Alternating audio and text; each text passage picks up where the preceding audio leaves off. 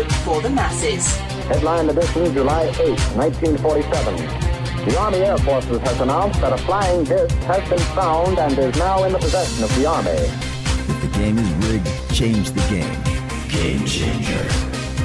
I occasionally think how quickly our differences worldwide would vanish if we were facing an alien threat from outside this world.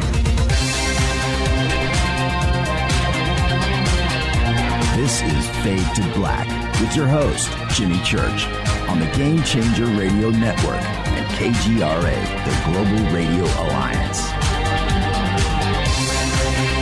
I need your help to get to the year 1985. You are listening to Fade to Black with Jimmy Church on the Game Changer Network.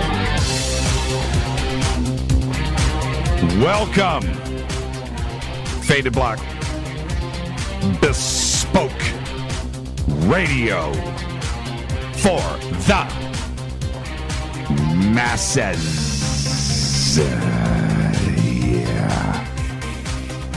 And it's Monday, July 23rd, 2018. 205 days into the new year, just 160 days left. We are live from a bunker somewhere in beautiful downtown Burbank, California. And I would like to welcome everybody listening all around the world, all across the United States. Hither and thither, to and fro, back and forth, up and down, east and west, north and south, far and near. This is Fade to Black for KJCR, the Game Changer Network, and KGRA, the planet. I'm your host, Jimmy Church. What is cracking? How you doing? It's Monday. Let's get straight to it. Tonight, very special guest, live from Australia. Peter Maxwell Slattery is here. Yeah, now we're going to do it all tonight. We're going to do UFO sightings, contact, all of that. We're going to go through a bunch of his videos, which are amazing. So we're going to, and I've done some of that over the last year, but tonight we're gonna break it all down and talk a little music too, because he's an R&B rapper, OG, Australian. That's right. So that's what tonight's show is all about. Tomorrow night, buckle up. It's a big show. Tomorrow night, you're not even going to believe this. Curtis Don Vito is here. Yep. Rock star, front man for the band Snoo, is going to be with us tomorrow night. And one of the great voices in rock, man. And when Snoo broke out, the buzz around Los Angeles and the rock circles about this band, and I immediately went and checked them out. An amazing, amazing band. But when it comes to Snoo, the first thing I think you notice is the vocals, right? And what's going on there, because he's just amazing, just an amazing singer.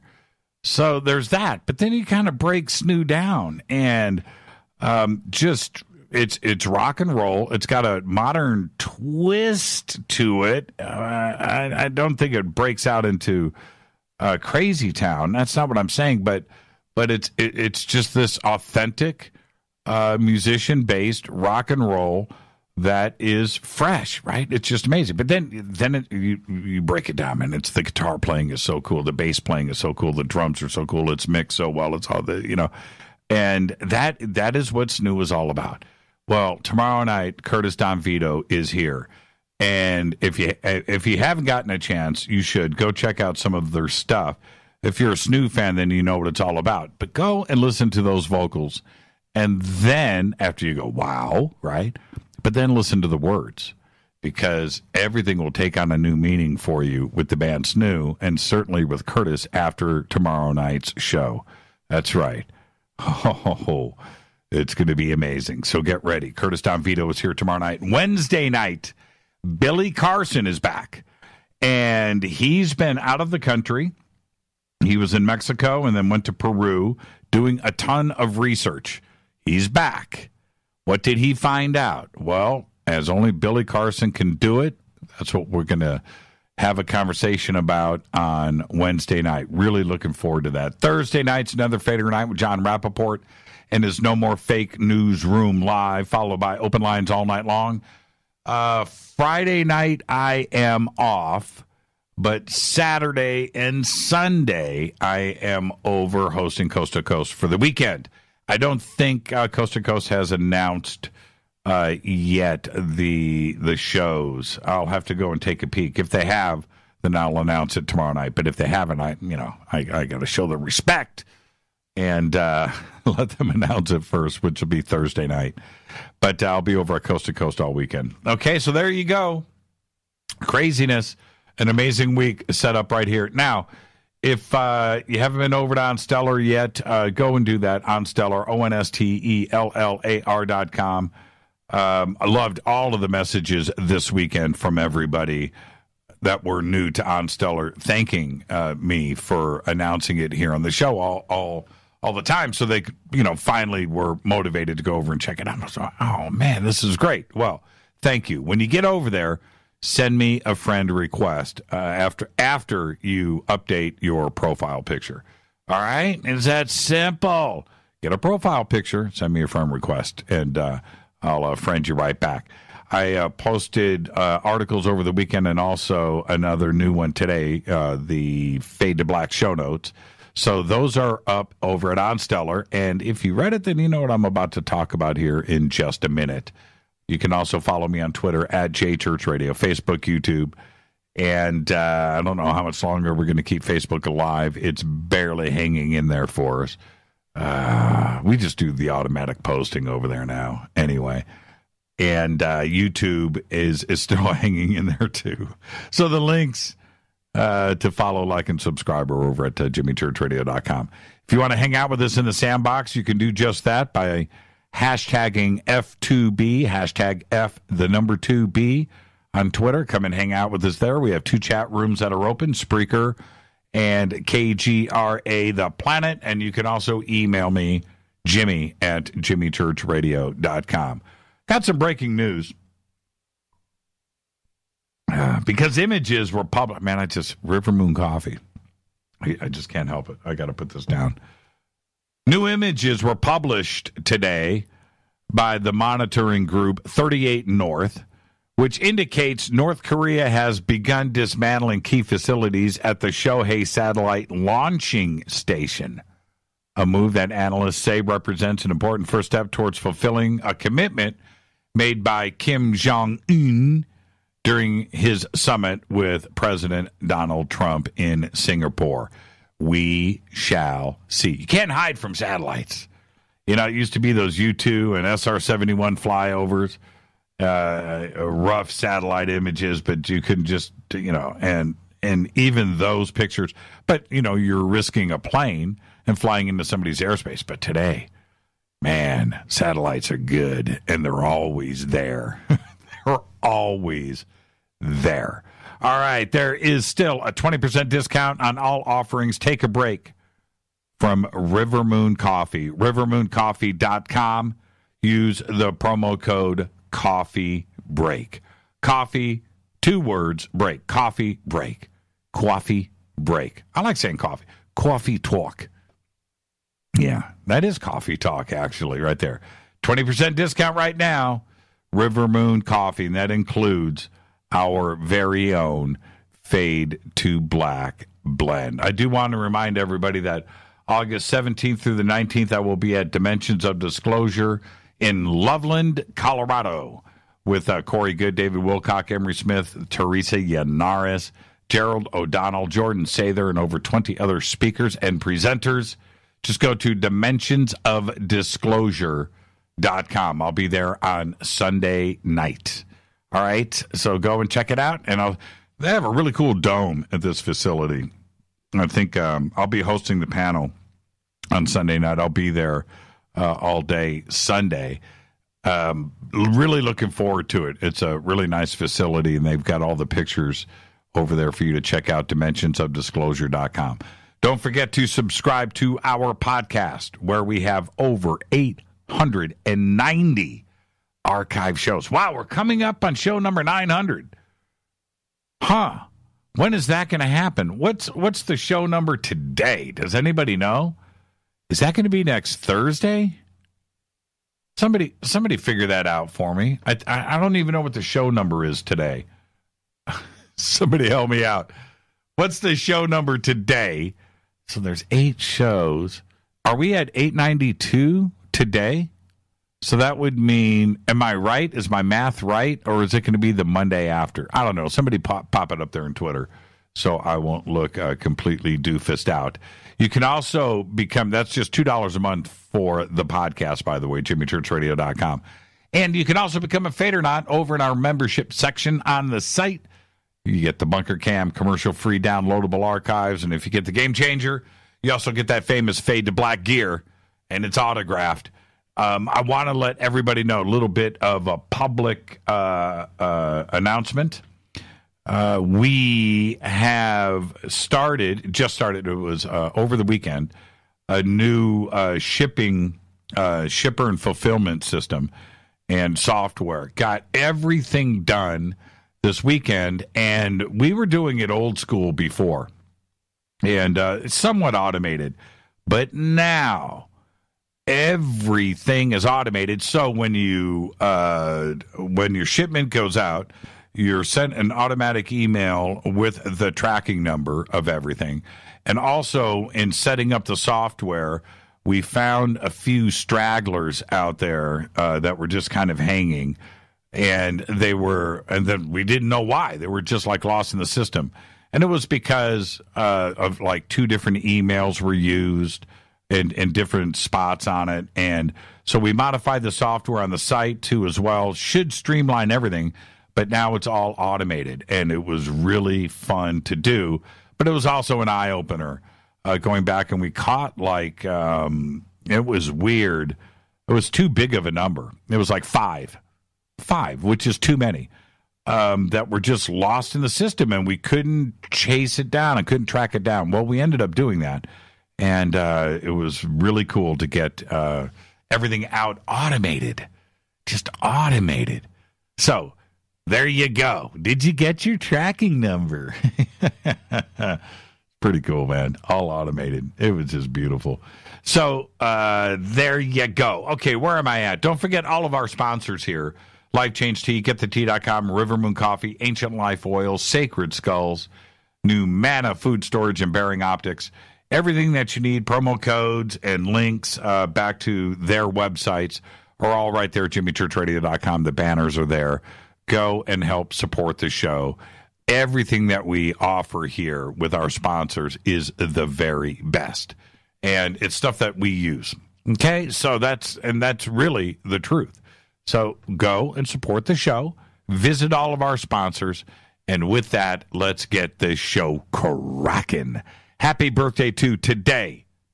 Slash is 53.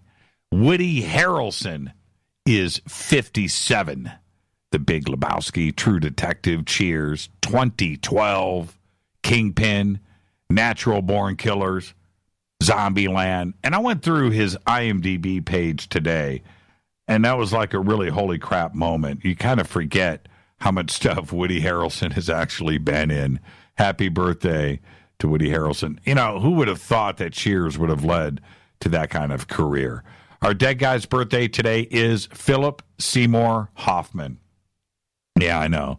1967 to 2014. Died at the age of 46. Won the Academy Award for Best Actor for Capote. He was amazing in Magnolia. And again, The Big Lebowski, Woody Harrelson, and Philip Seymour Hoffman shared the same birthday and starred in the same movie. And he was really, really good in The Master. And if you haven't checked that out, you should go and watch that. On February 2nd, 2014, Hoffman was found dead in the bathroom of his Manhattan apartment by a friend, playwright and screenwriter David Barkatz. Hoffman was just 46 years old. Detectives searching the apartment found heroin, prescription medications at the scene, methamphetamine, and revealed that he was discovered with a syringe in his arm. Unbelievable loss of a great talent right there. Happy birthday, Philip Seymour Hoffman. On this day in history, OTD, 1982. On this day, Vic Morrow and two child actors, Renee Shin Chen and Micah Dinley, are killed in an accident involving a helicopter during the filming on the California set right here at Universal Studios of The Twilight Zone, the movie. Happy birthday. Wow. Wow. You know, I'm just thinking about that. Can I just say happy birthday? Let me back up, and I just wanted to comment on this a bit. In 1982, when this story broke, there wasn't the internet, there wasn't a 24-hour news cycle. And it just kind of came and went. And the film was released, and the story behind it, you know, were they going to release the footage of the accident in the film? And there was a little bit out there, but it just didn't grab the headlines, right? And today it would have been totally different. And then the movie came out, and after the proliferation of YouTube and the ability to go back, those videos were put out there, and I did. I went and watched it. But it's the story behind it and how it actually happened. Newbie says Slash is 56. Huh. Is that right? Is he 56? What does it say on Wikipedia? I don't know. I got it that he was 53. But it was just a strange thing. It was a strange thing how that happened, and it shouldn't have. Fader fact. Cards Against Humanity bought an island in Maine to preserve wildlife. It is called Hawaii 2. You can look it up. The number 2, Hawaii 2. Went and looked at it today. Nice island. Yeah. Well, tonight, very special guest Peter Maxwell Slattery is here live. ECETI Australia. Tomorrow night, Curtis Don Vito is here, frontman for the band Snoo. Unbelievable show tomorrow night. Wednesday night, Billy Carson is back. He's been out of the country doing research for the last month, so we're going to go through all of what he found out on Wednesday night. Thursday's another Fader night with John Rappaport. Okay, now, last week, Rita and I were driving around, and as we exited the freeway and stopped at the light, waiting to turn left, I looked out my window, and next to me was a homeless guy with his dog. And outside, it was a solid 110 degrees, blazing hot. And I reached into my pocket and grabbed what I had. I had a $5 bill. That was it. And I rolled down the window and handed it to him. And it was really strange because we had a conversation. Talked about the brakes on my car, nice calipers. I was like, what? And I asked him about his dog. And we talked, we actually had this conversation. Light turns green. We got to leave. So we turned left. Today, I was out doing some errands. Excuse me. And I was pulling out of a parking lot. And while I was waiting to turn right into traffic, again, to my left is another homeless guy, different homeless guy, with his dog in the hot sun. And today in Burbank, it was crazy hot. Again, 100-degree day. And I just turned, grabbed what I had on me, which was $4. I had $4. That's it. And handed it to him. And he was so thankful. It caught him by surprise that I even spoke to him. And he almost started crying. He got really emotional. And he was kind of a younger guy, too. I would say he was probably 35, right? I don't think he was 40. Homeless with his dog and, a shopping cart with all his stuff in it. It was just strange. And I wish I had more, but I just don't carry cash around with me these days. And who does, right? It's all about ATM cards and whatever, and you just never carry cash. And I would have gave him everything I had. Well, I did give him everything I had. Well, as I drove away, heading back home, I remembered Christmas Day back in 1992. And my family, and I just thought about this whole thing, the whole memory, all of it just came back to me. My family was flying in from Columbus, Ohio, Christmas Day. This is Christmas Day. Why my family chose to fly on Christmas Day, I don't know, but they did. And while I was waiting for my parents to land, I was checking out my fridge in the kitchen, and just like, my parents are coming by with my brothers, and what do I, and I thought, oh man, I don't have anything here to drink. I don't have anything, soft drinks, whatever. I just didn't have anything, beer. And I decided I needed to drive up to the store and get some stuff, right? And, normal stuff, but my mom is coming here with my dad and my brothers, and she's going to poke around my kitchen, and I need to have stuff in there, right? You know the drill. So I hop in my car, and I drive to Pavilions in Sherman Oaks, which, by the way, Rita and I drove by yesterday or the day before, and it's closed. It's closed down, boarded up. Kind of freaked me out a little bit. But, it was an institution there in Sherman Oaks. But Christmas morning in the Valley is probably just like any other city in America. Christmas Day, Christmas morning, empty streets. And as I drove, I was enjoying the lack of traffic and just, I felt like Omega Man, Charlton Heston, blowing through stoplights, and I turned left into Pavilions off of Ventura Boulevard, all alone. And as I make my turn, I see a homeless guy with his dog in a shopping cart at the entrance to the parking lot. Older guy. He was black.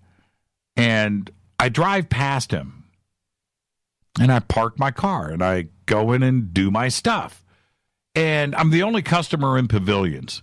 Again, Charlton Heston, Omega Man. And I say Merry Christmas to the cashier and split.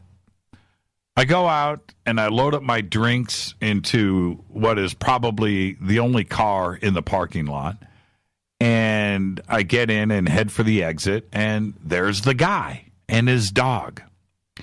And I pull up and I roll down my window and I say, Merry Christmas. And he says, Merry Christmas back.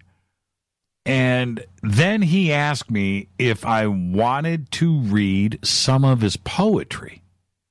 And he pulls out a neatly stapled stack of paper and he offers it to me. And I take it and I put it on this. I don't even look at it. I just take it and I put it on the passenger seat next to me. And I asked him how much for the poetry. And he said he didn't want anything. So I grabbed my wallet and I pulled out a $20 bill and I asked if I could donate. I said, here, just take a donation then. And he replied with, oh, man, you don't have to, man. I don't need it. I'm good. And I insisted, and he eventually took it. He didn't really want it, though, but he took the 20. And I asked him at that point, I said, dude, how did you get here? And he looks at me, kind of strange. And I said, all alone, on Christmas Day. And his reply freaked me out. And it trips me out to this day. It really does. It affected me. He said something like, life's a trip, man. Sometimes you just end up here. And he smiles at me. And we said our goodbyes, and I turn right and I head up the street. And I got this lump in my throat, and I'm looking at him in my rearview mirror, man. Alone. I mean, alone. There's not a car on Ventura Boulevard. Not a car. Empty parking lot. And there he is with his dog. And I just started crying. And I cried all the way home. And I get there, and all I could think about, I'm parking my car. My parents are upstairs, and they had arrived. And all I could think about is I was worried about having cold drinks for my family on Christmas morning. And there's this guy and his dog sitting outside a supermarket all alone. And it messed with me. It shook me. And I didn't like it. I didn't like the feeling. And I go upstairs and we drink those refreshments that, you know, and I got to tell you, it just sucked. All of it. The next day I was driving and I looked down at the seat next to me and I see his poetry. And I parked my car. I grabbed it. I went upstairs. I sit down on the couch and I started reading. And it was amazing. It was like amazing poetry, all of it. And then as I'm flipping through, and it was like 20 or 30 pages. I still have it, by the way. And I get to the last section. And the last section of this stapled, it was very neat, by the way, was an article from Time magazine. And I'm looking, I'm like, why would he, you know, this is poetry. Why is this article here from Time magazine? And I look at it, and it's a picture of this guy sitting in an office on top of this office building in downtown New York City, big windows, looking down at the skyline, you know, the Empire State Building out there, you know, obviously very high and beautiful, majestic shot, and this guy in a nice tweed jacket, you know, with a pipe and those leather elbow patches, you know. And I'm looking at the article, I'm thinking, what? And the article is about the next big thing in poetry. And I look, and I was like, that's the homeless guy from yesterday. And I just couldn't believe it. I could not believe it. He's exactly the same in this picture as he was the day before. And I'm like, how old is this article? And I look, and it was from 1987. That was 1992, so it was only 5 years old. So I just jump in my car, and I head back to Pavilions looking for this guy. I couldn't believe it, but he wasn't there. And I drove up and down Ventura Boulevard searching. He was gone. And I thought to myself, how does this happen to somebody? You know, and I'll never know. I never saw him again. For the next year, every time I drove around Sherman Oaks, I looked for this guy, but he just disappeared. And I'm saying this because this is part of why I am who I am. That was a long time ago. I never pass judgment on anybody. I just don't do it. I learned my lesson. What made me stop and talk to the poet? I'll never know. I don't know. You know, what I do know is that I've been through some tough times too. We all have. Really tough. And I get that. And I'm not going to go into any details, but I'm going to say this. You'll go through phases in your life when things are good. And when they are good, you have friends because they want to be around you. But when things get hard for whatever reason, you will really find out who your real friends are because you become invisible. And it happens quick. When you take the time to stop and help someone, you help equalize the universe. But it's not in the way that you think. What you are really doing is showing someone that they are not invisible, that they matter. All day long, people walk by the homeless and the needy, and they ignore them like they don't exist. Imagine feeling like that. Totally, utterly invisible. You know, you don't know what got them there. You don't. You think you do, but you seriously don't unless you ask, but you won't, and I get that. But don't ignore them. What if I just drove past that poet on Christmas Day? What if, right? Well, the first thing that you wouldn't have right now is me telling you this story. But second, and most important, the poet would have had just another person ignore him, look away, like he wasn't even there. And I know today the lesson that I learned is that nobody should ever feel like that. So what do? You reach in your pocket, you take out your last dollar, you look them in the eye, and you say, "How you doing?" That's it. Let them know that they exist. Help restore the balance of our universe. I went through a very strange period back in the 90s, mid-90s, where I lived large, or I thought I was, right? I had 3 color TVs, 3 DVD players, 3 stereo systems, 1 in each room. I had a nice car downstairs. I had everything that I wanted, and just life was good. And I went through real guilt with that. And I thought to myself, there are people around the world that don't even know what a TV is or would love to have the chance to even watch a television. And here I am trying to upgrade each room to the next biggest TV, and my life was all worried about these material things. And I went through a weird phase with that where I had this guilt. I had this guilt. And all of this is part of who I am. I don't pass judgment. No matter what, that last dollar in your pocket, you think you need it? You don't. You're walking into a store. You're walking down the street. Chances are you just parked your car. And at home, where you have heat and air conditioning, you have all of those creature comforts. That last dollar where you think you're struggling, there's somebody else out there that not only needs it more, but they don't get looked at. And people walk by them. And so it's not that you're giving them your last dollar. That's not the point. That's not how you change the universe. You know how you change the universe? Say hello. Let them know that they exist. That is changing the universe. Just let them know. Chances are, and I want you to think about this, chances are you saying hello to them, that might be the first time it's happened to them in a week, 2 weeks, where they go by day with nobody even acknowledging. Think about that feeling, and that is wrong. And that's how you change the universe.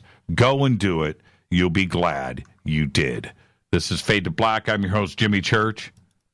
Tonight, Peter Maxwell Slattery, live from Australia. Tomorrow night, that's right, Curtis Don Vito is here from the band Snoo. Wednesday night, Billy Carson. Thursday night, Fader night. Friday, I'm off. Saturday and Sunday, I'm over at Coast to Coast AM, so you got a full week of the kid. Good luck with that. It's Fade to Black. I'm your host, Jimmy Church. I'll be right back. Stay with me.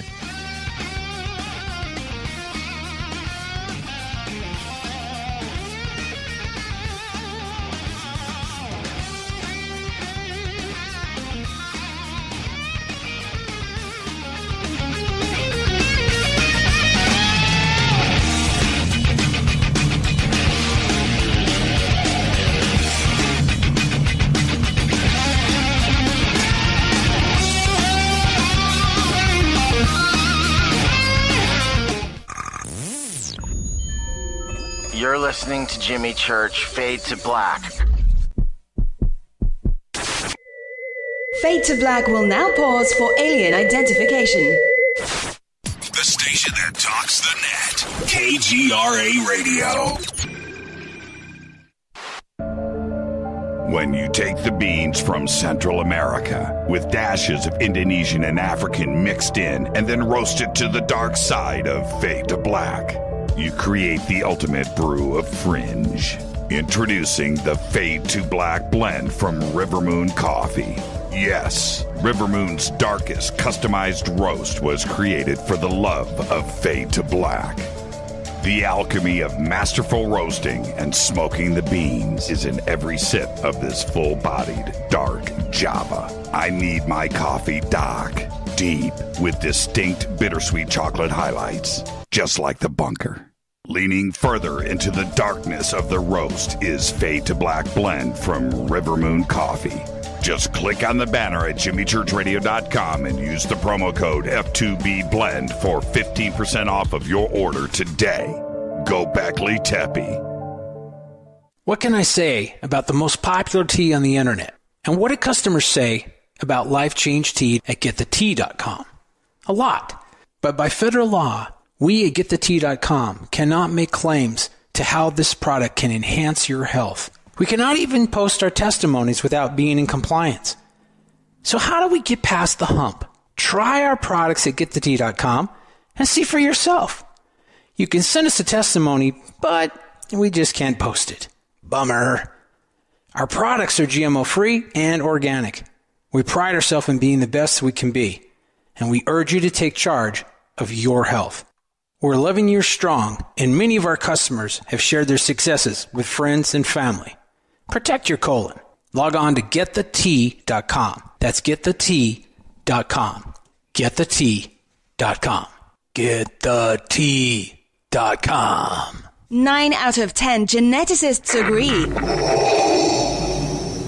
Fade to Black is not your father's radio show on the Game Changer Radio Network and KGRA, The Planet. Win big with KGRA this summer. Tickets and hotel accommodations to the biggest conferences, autographed books and DVDs, chances to win all-inclusive conference cruises, and private dinners with your favorite KGRA hosts. Click the contest tab at kgraradio.com for your chance to win big this summer. Your contact for the best alternative talk radio on the planet. kgraradio.com. Hi, this is Rob Reiner from Anvil, and you're listening to JimmyChurchRadio.com. What's up? I'm Chris. What up? This is Kyle Massey, and you're listening to Jimmy Church Radio.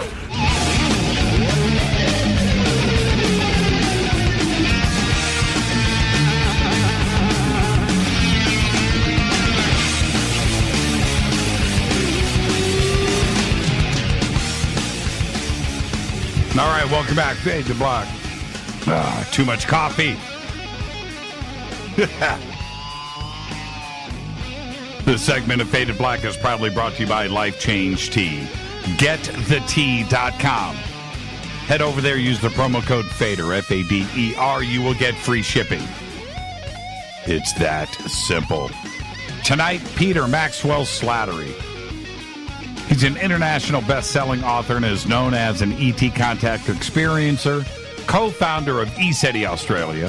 His experiences started at an early age and continue to this day with hundreds of witnesses to events. Now, he has an overwhelming amount of photographic and video evidence of UFOs. We're going to go through a bunch of that tonight. Otherworldly beings and apparitions, along with a sound recording of a real UFO, as well as other phenomena, plus physical trace evidence. He has appeared on Channel 7's Prime News and Sunrise, among many other TV appearances internationally. He has made worldwide news, been in numerous documentaries, mainstream radio shows like this one, magazines. Pete is also a chart-topping rap artist under the name P-Max. Probably didn't know that, did you?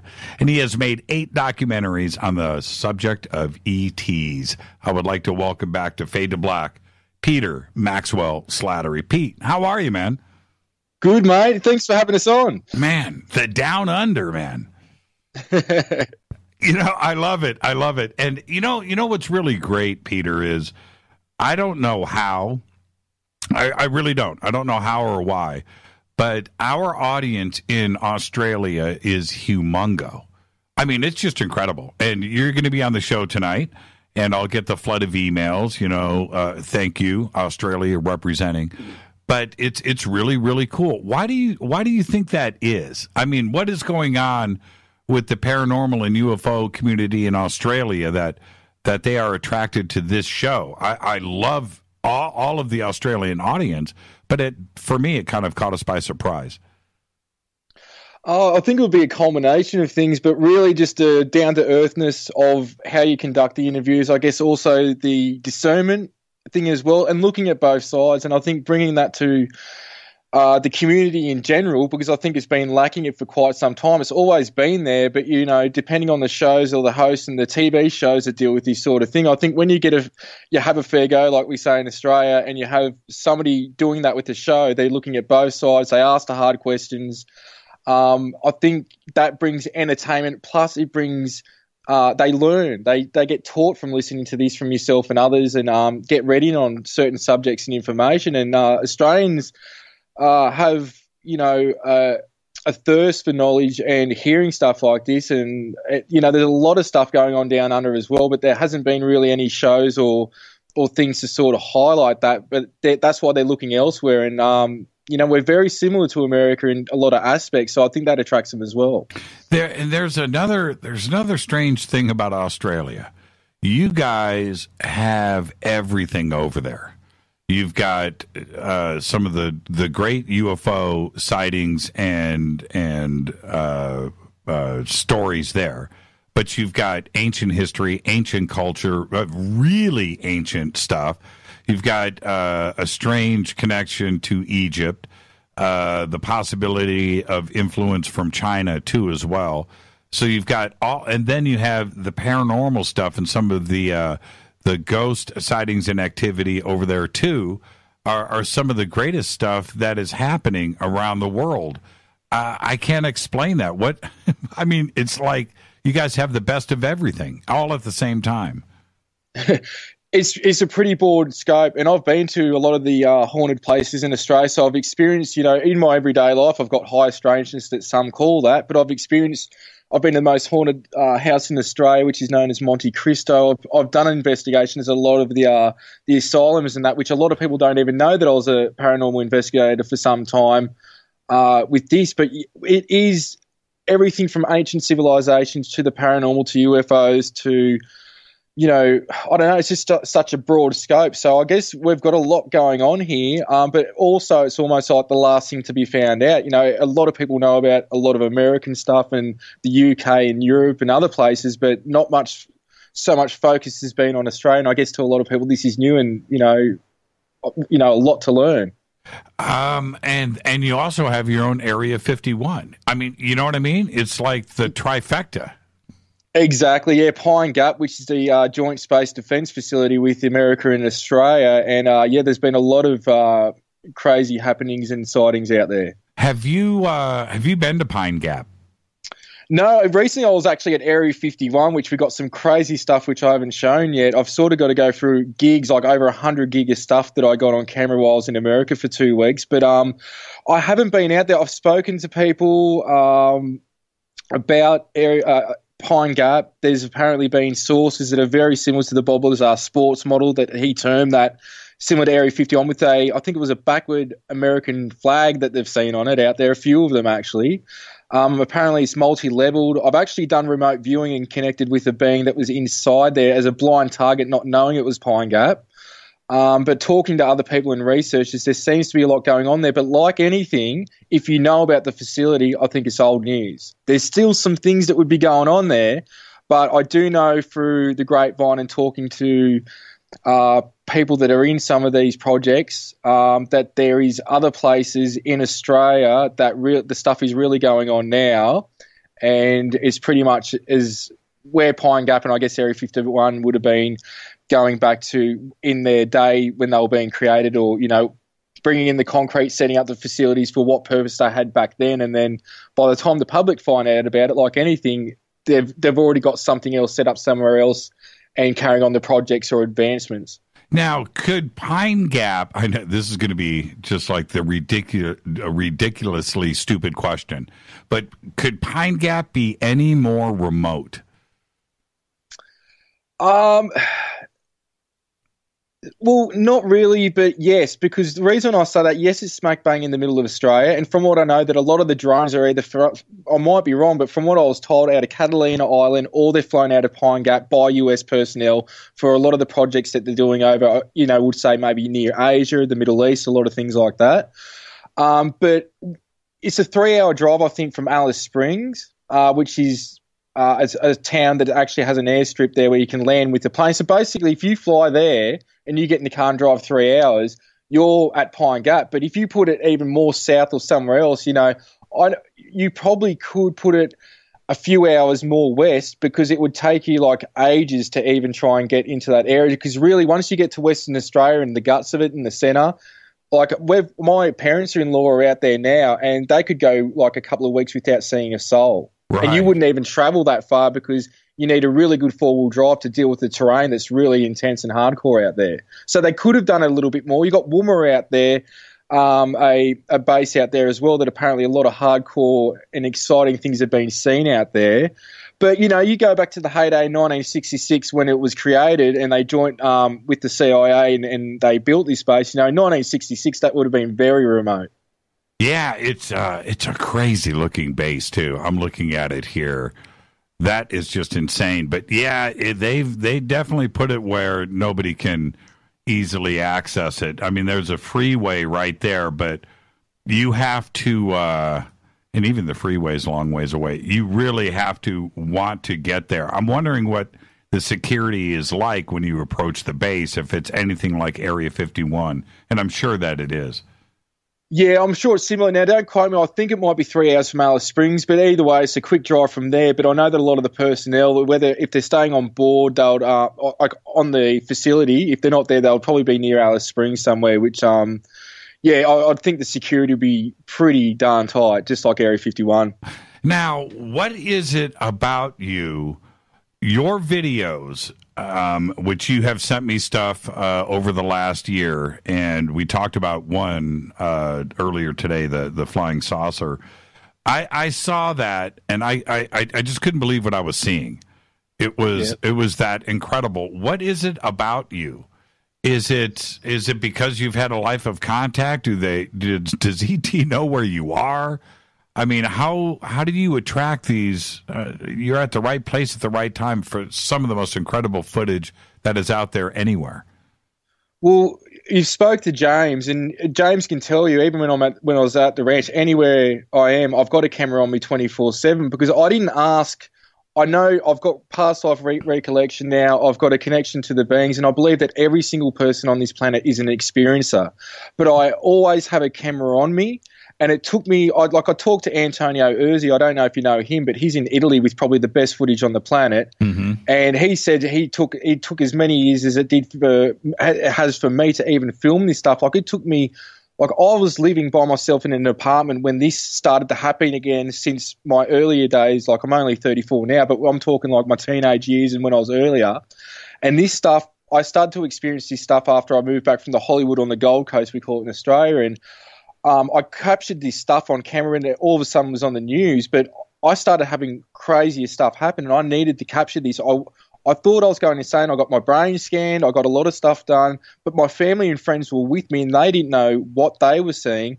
But I always, and to this day, right now, like even now I'm using a 4K camera. So part of it is I've got this connection and yes, I've got a camera on me. That's how I'm able to capture these things. But the thing is, when people are around me, and I've had hundreds of people now experience this stuff, and it's not me, sometimes what I'm experiencing with them is not even for me, it's for them to see it, but for some reason I'm the one that will pick up on it, and then they start to go on their journey afterwards. So I believe everyone's an experiencer, but I'll tell you something funny. I don't think I've said this public because I rarely do anything these days like this, but that sighting of the flying saucer, my wife, her 2 sisters and her brother and all their kids and her parents were having dinner, and that came over at dinner and everyone saw it. And they're very skeptical, and there's a daylight sighting of a UFO that they all got to experience. So I've got about 13, 14 witnesses to that sighting, and it was quite an amazing. When it first came in, her father said to me, and he's an engineer. He was he's a great engineer, scientific-minded, logical. He believes we're not alone, but he didn't think these things were visiting us. And to this day, he does not know what he experienced that day. But he said to me, he goes, I wish you got it when it came over us next to the swimming pool, because he goes, geez, it was low. And I said, yeah, like I was just trying to grab the camera and fumble getting it out because I'm just like, this is epic. My whole family and all my in-laws are experiencing this. You know what I mean? So that was like. What did it look like? When it came in. What year was this, Peter? This was last year in December. Right, okay. So this is like really recent in terms of, I think you ended up getting your hands on the photos maybe through James. Right. Because I got photos and snapshots and the actual video. It was very hard because it did look like something on the sci-fi movies where it was wonky on a 45-degree angle spinning. it wasn't stationary. Like this thing was spinning and turning. And what happened, so it looked like, and I spoke about this before, but this is a lot smaller. You know the weights on the end of the bars in the gym, like a weight? Right. If you put that sideways and it's like a dark matte grey, that's what it looked like. And it had a ridge underneath. Now, what we saw as well was the inside of this craft went from being completely solid to turning into a donut and then reforming like liquid metal. Yeah, it's a pretty incredible video. We're going to go through it in just a minute after the break. Before we get to that, and this is okay. Well, I tried to get off of this. We'll discuss it again in a minute. But when I first saw it, all I could think about was this is a classic flying saucer. It's like it's exactly what people have imagined or seen over the years, but this just happened. I mean, I couldn't believe it. When I posted the pictures, I don't even know how to describe it. I like the barbell. That's exactly what it looks like. The old the plastic weights that were like filled with sand or something. I don't know how to explain it, but that's exactly what it looks like. I want to go back to your first experience though, when you came back from the Gold Coast and what hit the news. Tell us about that. Well, see, I was having experiences years before that between the ages of 8 and 12, and I wasn't sure with what I was seeing, and I was actually seeing beings and interacting with them and crafts. But what happened was everything sort of died down for probably a period of, don't quote me, we'll say 10 years, give or take, or around that anyway. And so I was experiencing high strangeness and paranormal activity, and I knew that we weren't alone, but these beings that I had seen previously, I didn't know if they were angels, demons. I didn't know what I was experiencing, so I wasn't equating it to anything. But what happened was I was a rapper at the time and still am, but I've had a long break from it. But I was living on the Gold Coast, and just things weren't working out. So I drove basically 2,000 k's back down to where I'm from, which is a town called Albury, basically halfway between the cities of Melbourne and Sydney in the country. Mm-hmm. And my best mate was visiting me, and we started to have these strange, like, I'll just go, look at this, and he would come out with me out the front door, and here are these orbs doing crazy maneuvers and blinking in and out and doing stuff. And so this happened. I think there was 6 sightings in a fortnight, and maybe 5 of the sightings I had. He had one sighting himself, and he's gone on the record with this, and the news ended up doing a piece on it. I don't know how they found out about it. I can't remember that far back in terms of the details of that, but they ended up getting their hands on it and had it analysed, and then they did a piece on it. And it wasn't too much of a, making fun of it. They had a dude at the end saying that I was filming Venus, but you can see me point at the object and then it shoot off. And I think if you go onto my YouTube channel, one of the first videos, if you scroll right back, it will be Prime, me on Prime News, not the Sunrise one, a different one. And there was just a thing on it from there. And I just thought, watch these lights. I'm not the only one seeing it. Other people are experiencing it with me. And then things really picked up and got more intense from there, to the point where I started to see these blue orbs manifest in the house out of flashing light, and they would scan the house. And then later on I found out what these blue orbs are, plus a range of other beings, and I would be – and mind you, a large amount of these interactions have been daytime experiences, and people have been present for some of them. A majority of them they haven't, but they have seen the orbs and they have seen the crafts, and they've experienced high strangeness with me, which a lot of it has been caught on camera. What do you think the orbs are doing?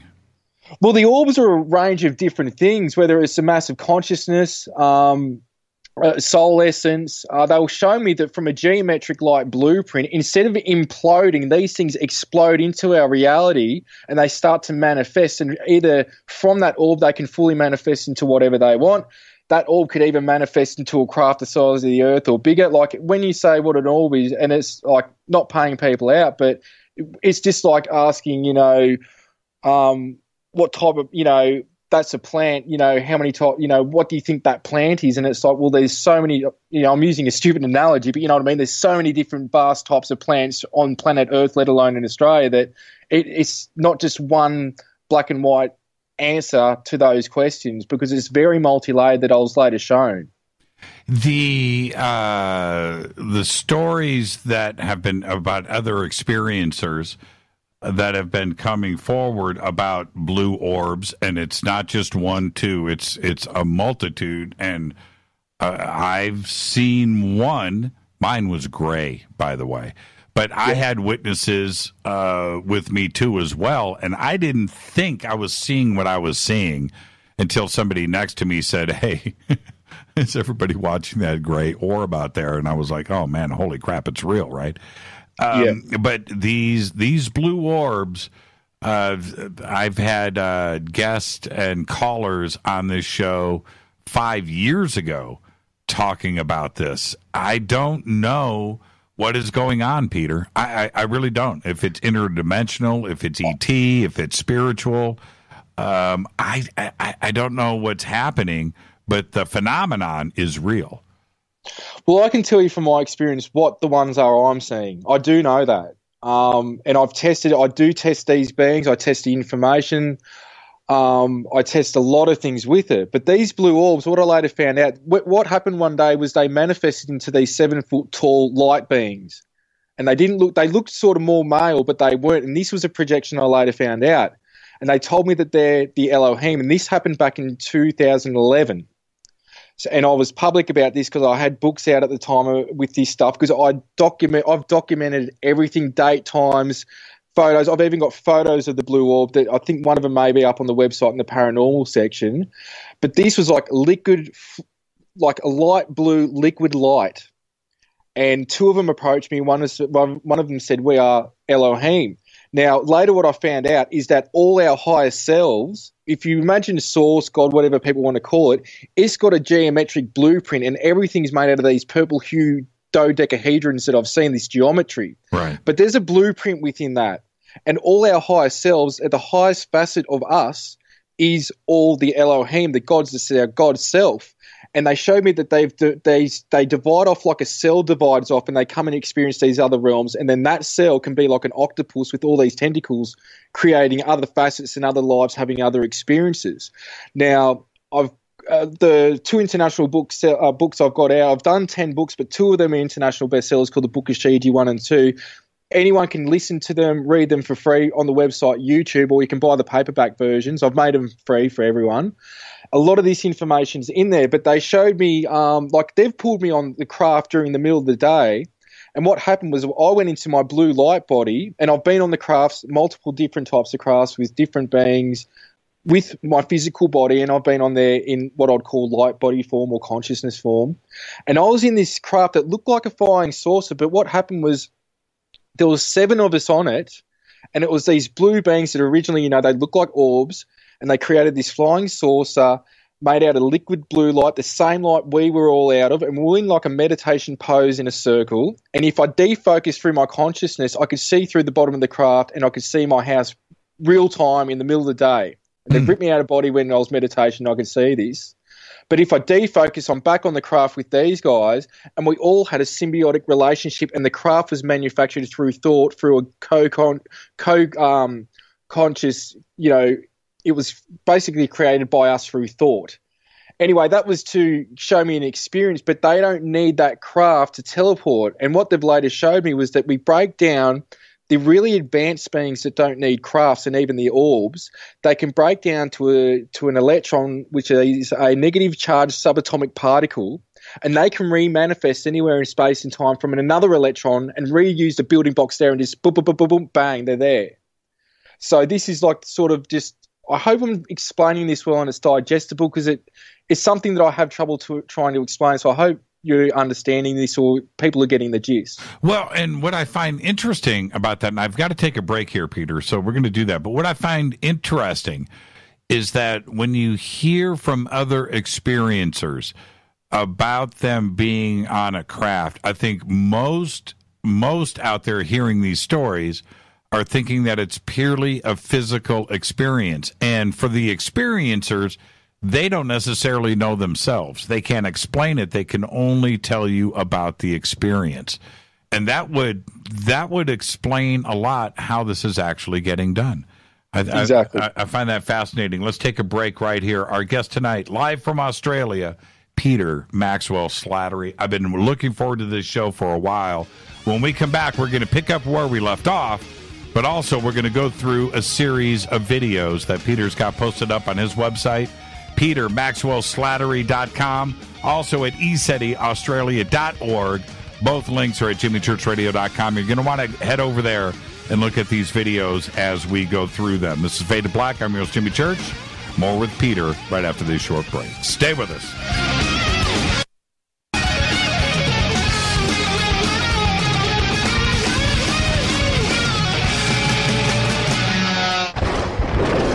This is Fade to Black with Jimmy Church on the Game Changer Radio Network and KGRA, the Global Radio Alliance.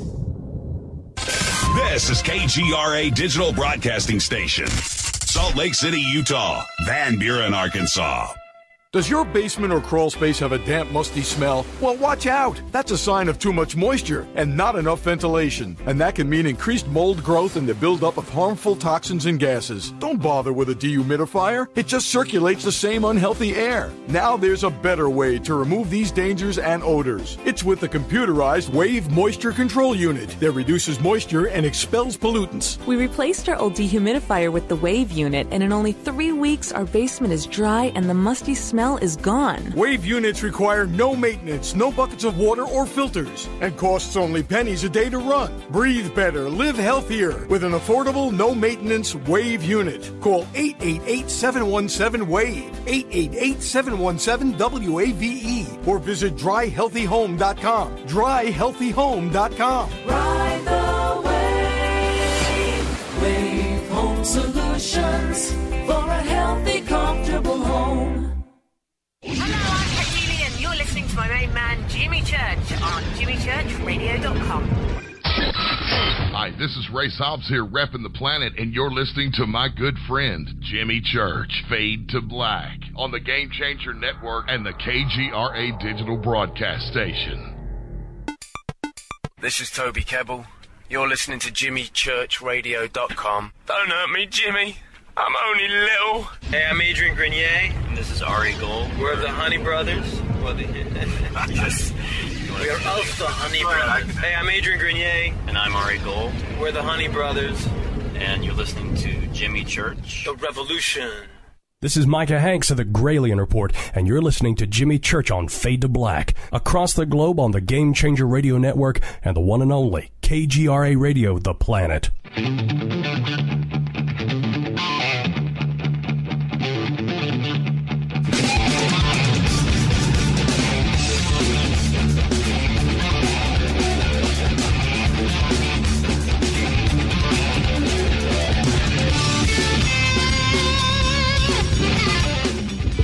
Welcome back, Fade to Black. I'm your host, Jimmy Church.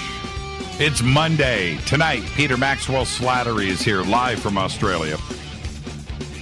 The segment of Fade to Black is proudly brought to you by River Moon Coffee. Go to the banner right now at jimmychurchradio.com. Click on it.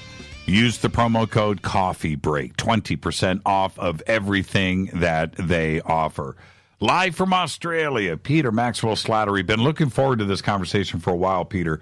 And the other thing that, before we get to the videos and some of your other stuff, I want to finish what we were talking about before the break, which is we're trying to figure out this UFO thing, this ET contact thing. And I know that a lot of it is truly, nuts and bolts craft. How they get here, and we're figuring that out. But I think another large part of it is interdimensional. It has to be. It answers so many questions, and an intelligent species out there, that is so far more advanced than us, has figured out things. They have. And the ability to zip in and out of our reality, whether it's parallel or quantum or some other way that they're doing it, answers a lot of questions for what we are seeing. The fact that they appear and disappear seemingly into nowhere and coming from nowhere.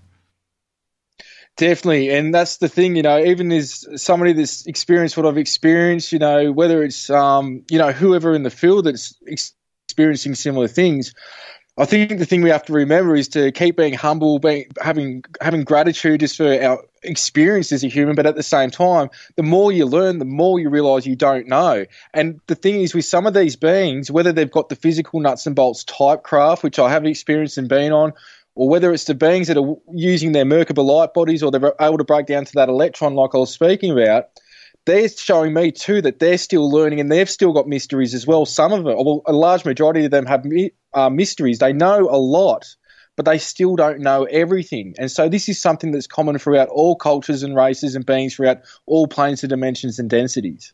Carl just tweeted, Jimmy, loving the show. Been on YouTube looking at Peter's videos.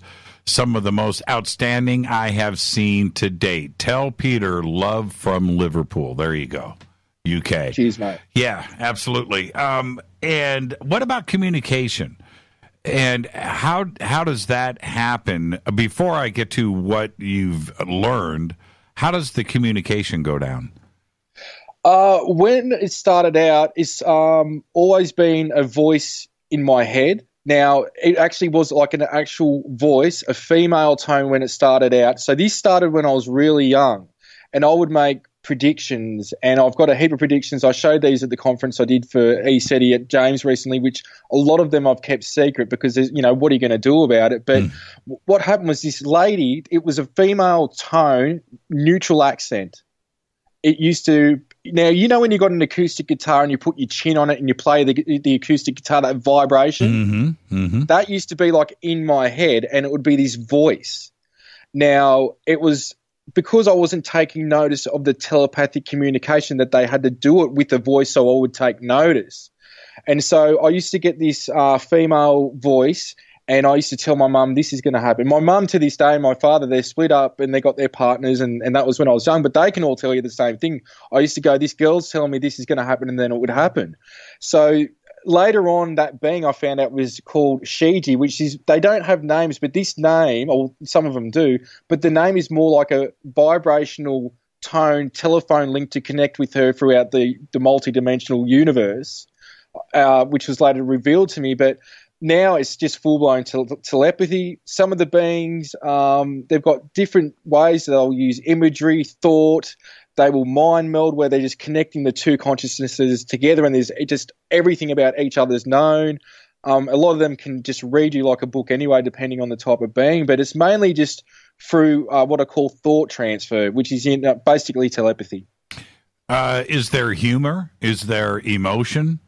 Yeah. So, I've got some stories. I don't know how we could go with them on here, but I've got some stories, especially about one being, and I've had people who have experiences with me with this being. Now, this being sometimes wore a purple or brown robe, like a monk's robe, and he was very dark brown, and he looks like exactly like E.T. from the movie E.T., but he's got round black eyes.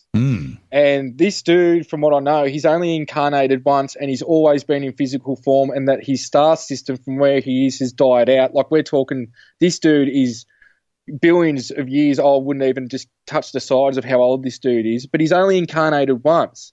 And he resides near Orion now because basically he's in service mode to the point where he's helping other civilizations do certain things, whether it's for science or whatever. But this dude is like the most funniest thing I have ever come across in just his sense of humor. It's just stuff that, like, hanging out with the boys and just some of the crap they say. This being is just got a sense of humor, and he gets Earth humans as well. So there is a sense of humor with some of them. Some of them, they just don't get it. So it wouldn't matter if they tried to do sense of humor. They don't get they understand we're having the human experience, but they don't get it because either they haven't incarnated and experienced it, or they're just so far away from it. Like the manted beings, a lot of the manted beings are more like mediators and observers, and they just don't get what our sense of humor. Though, there may be races out there like that. I don't know at all. I just can tell you sort of what I've experienced. When you hear the different channelers that are out there, I'm sure you've listened to many on this show too as well, through your research, is some of this channeling also the communication that you've heard in its context, in what they're talking about? Yeah, sometimes. Like, that's what they'll do. They can overshadow you and use you as a vehicle to put, to give information. And I do that as well. But, like anything, you've got to use discernment. Clearings is something that has to be done, because you can't just be open to any and all possible beings and think that, treat them as gods or they've got all the answers, because there's a lot of negative entities and influences out there. And we're at a time right now where we've got a whole field, not just the UFO field or paranormal, but humanity as a whole, where we've got a blind belief system going on from people that are trying to learn, and they're trying to work out what's going on. And then you've got all these hijackers that either they believe the information they're putting out there and they're not questioning it, or they're just actually here to infiltrate, lie, put hurdles, disinformation. And this is where we really need humanity to get back to the point of using discernment, and not even believe me. Use discernment with every single thing, but that's not to say be closed-minded. We need, as a civilization, to be open-minded and have, I don't even think a black or white box anymore. I'd say like a black box where you believe it, or a grey box where if you're not sure, put it in there. Because I'll tell you what, from my experiences and from researching and knowing people in this field, there's some stuff through my experiences and meeting people that I couldn't fathom at the time, or I thought was a load of crap. And then like 2 years later, 3 years later, whatever it is, I was like, I thought that was a lie and I didn't get what they were saying, but now I get it. There's truth to that, because I wasn't consciously ready to absorb or put the dots together with that information at the time. So, and the beings are going through similar things in some of the other civilizations, but it's something I think we need to all take on board. I want to ask you about being a skeptic, because you approach everything that way first, right? That's the thing. Like, my brother's even my skeptic, because my brother's an experiencer as well. But this is the thing, Jimmy. Like, I don't think being a skeptic's bad. Like, I think even skeptics have got a bad name now, because what I was seeing in the field when people go, oh, they're a skeptic. No, if they're a proper skeptic, they're going to look at both sides of the evidence and come to a logical, with your human mind at their level of consciousness at the time, a logical conclusion based on the evidence. That's what a skeptic does. Right. So whether it shifts them towards going, all right, this may be ET, this may be multidimensional, I don't know, this is a UFO, I can't explain it. Now, the thing is, the skeptic field has been overflown with not skeptics anymore, they're debunkers. And there's a difference between that. I think we need skeptics because, again, it keeps us grounded. We look at things logically. But the problem I've got with is the debunkers, because they've already got a set agenda that my mind's made up and this is that and there's no ifs or buts. That's the problem, because as a civilization, and even personally for those type of people, they can't evolve and grow if that's where they're coming from with their mindset. So I am skeptical with my stuff, and a lot of people can say it's balloons, it's satellites, it's this and that, he's faked it, whatever. I accept those things because either they're an armchair researcher and haven't come and talked to me, they haven't experienced anything, or that's just their idea and that's what they think it is. And just like I want my beliefs and my story and everything having a fair go, I'll give other people's things a fair go. I just don't want them to be mean about it. You know what I mean? Like, we're all trying to learn from one another. The last thing we need is to be fighting, but you've got to be skeptical. And I know, again, like I said to you before the show, some of the people are going to say it's balloons, this and that, but I rip things apart. And even for the upcoming documentary being made on myself and my wife, I showed them stuff that I filmed on purpose, like balloons, like drones, like satellites, to go, here, this is what the knowns are. Now look at what I'm filming, and you can see the difference. You can see the characteristics. You can see these things completely phase in and out in infrared. You can see them jump so much distance in time. You know, there's so many different things that I've done, and I did this for the documentary crew. And they're using 4K cameras as well. And they've got, this stuff has been analysed by Mexican TV, Japanese TV, Jason Glees, who's UK Air Force, or ex-UK Air Force, and also in the aerospace. I've had other people analyse it. I've given them the originals. You know, you've got to do this, because the thing is, I'm getting to the point now where I don't even care about the footage anymore. I'm experiencing so much. I haven't even filmed so much stuff, but I've got over 3,000 bits of photos, videos, and a lot of different evidence. But, how much can you keep filming? And if people are going to believe it, they're going to believe it. If they're not, they're not. But I've needed some things from these beings to put a basis to my case to go, look, what if what I'm saying is true to you? I don't want to push my reality on you.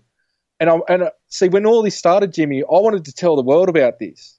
now I really don't care so much because it's got to the point that those who want to learn or hear about what I've got to say, they'll find me. They'll find me online, whatever. But at the time, I wanted to tell people about the Disclosure Project and the 550 military witnesses that have come forward, willing to testify to Congress, all this stuff. And then I worked out that's not the way to go, because how I could be almost like a Nazi on this and project my stuff on other people, I didn't want that to me when they'll say, no, it's not real. So you've got to have that balance, but, you've got to be skeptical. I wanted to, you made me think, okay, help me out. If I'm wrong, just tell me and then we'll move on. Did you have the video of the ET looking around the corner?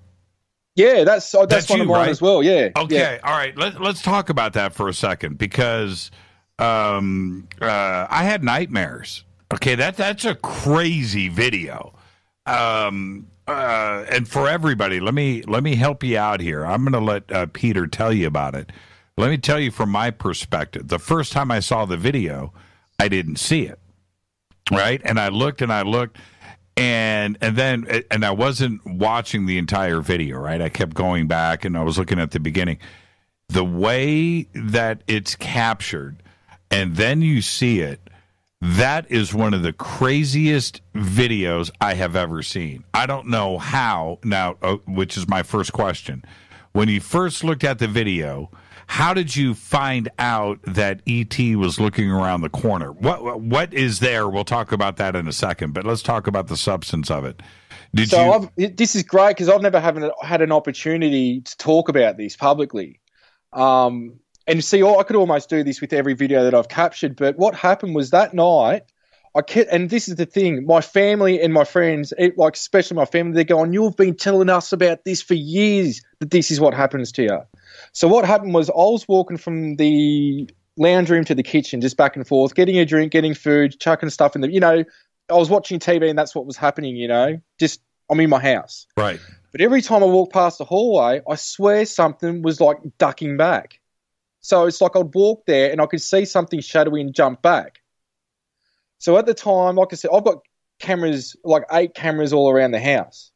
So I had this, and I gave James one of the same cameras that I used to capture that. I gave James now. So it's about the size of your iPhone, and it's like a 10-year-old purple Meg X on, like just some Chinese eBay brand night vision point and shoot camera. So I grabbed it. And I just stood there because I'm going, this has happened like a handful of times now. Something's there. Right. And this has been happening to me for years, Jimmy. And I'm sure so many people listening to this show have had an experience where they're in a room by themselves or they're watching telly and they swear something in their peripheral vision keeps darting back and forth. Right, right. So what I did at the time was I stood. Now, where the camera is sitting on my dining room table.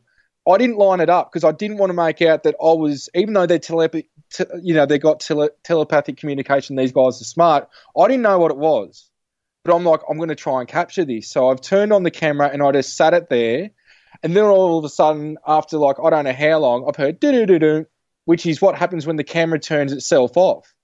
So what I surmise is when I sat it down, I pretended I'm watching TV, but I was standing up behind the camera at the dining room table watching telly, and I saw something dart a couple of times, and then I heard the camera turn off, and I'm going, I hope, when that happens, you don't know if the camera's saved it or not because it's turned itself off. So I'm going, I hope I've caught whatever the hell it is.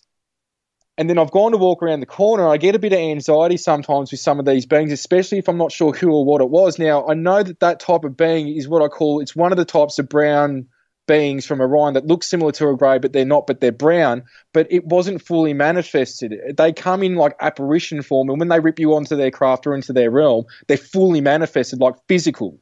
Where is this video? I don't know where it is. I'll go online just quickly. It's on my website. So if you go to my website, petermaxwellslattery.com, and then if you go to the more bit on the right-hand side, it should pop down and go paranormal videos. And if you click there, it will be on YouTube on that page, and it says alien caught on camera. Okay, paranormal. Okay, keep going with the story. I'm going to find it and get it posted. Yeah, so after some time, and I've walked in the hallway and nothing's there, and it could have been, man, because I'm telling you, like I said, these people look at that and they either go, they can't see what we're talking about, or they say it's fake, or they say it's a grey or whatever. Like, to me, when I look at that, it's not fully manifested. And again, this is in infrared, so this is being seen in the infrared spectrum. So that's basically the story. And then I checked the computer, and I knew where to look, but I didn't think I was going to capture anything, because about a millimetre or two to the right of that is the wall of the door of the hallway, and there's a chest of drawers there as well. And the front door is about another 5 or 6, or probably 3, 4, 5 metres from that point there. And so that's what happened. That's how that was captured.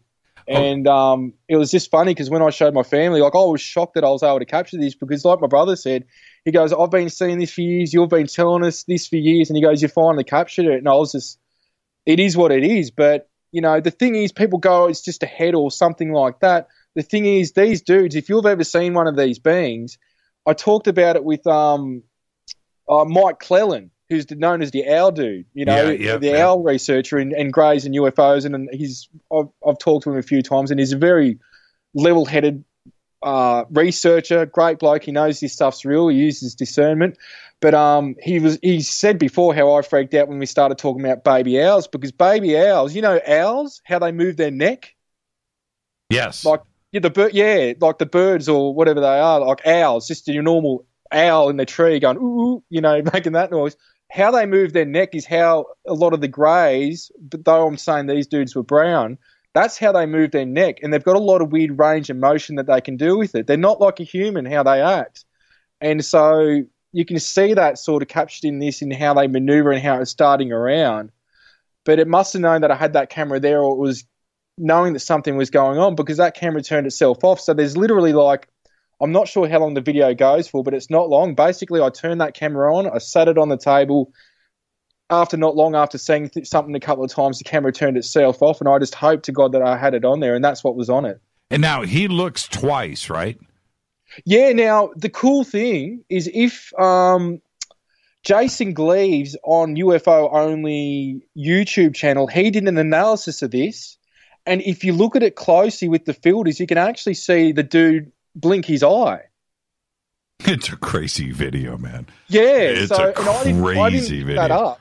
So if people have got the time and they can go and look at the video Jason Gleaves did on YouTube at UFO Only, I think he's called it Curious Alien Caught on Camera, something like that.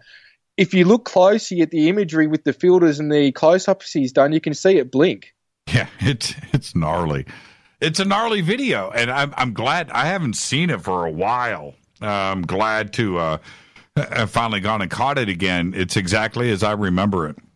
And James experienced this with us when he lived with us for 3 months, James Gilliland from ECETI in the USA there. He saw all this wispy stuff and the beings walking around. Like, he's got it there too, but he just couldn't believe, you know, such a small place where we're located, the activity that was going on in the house. So, as I said, we've had a few hundred people just in our house alone experience this, whether it's in the backyard or actually in the house. Now,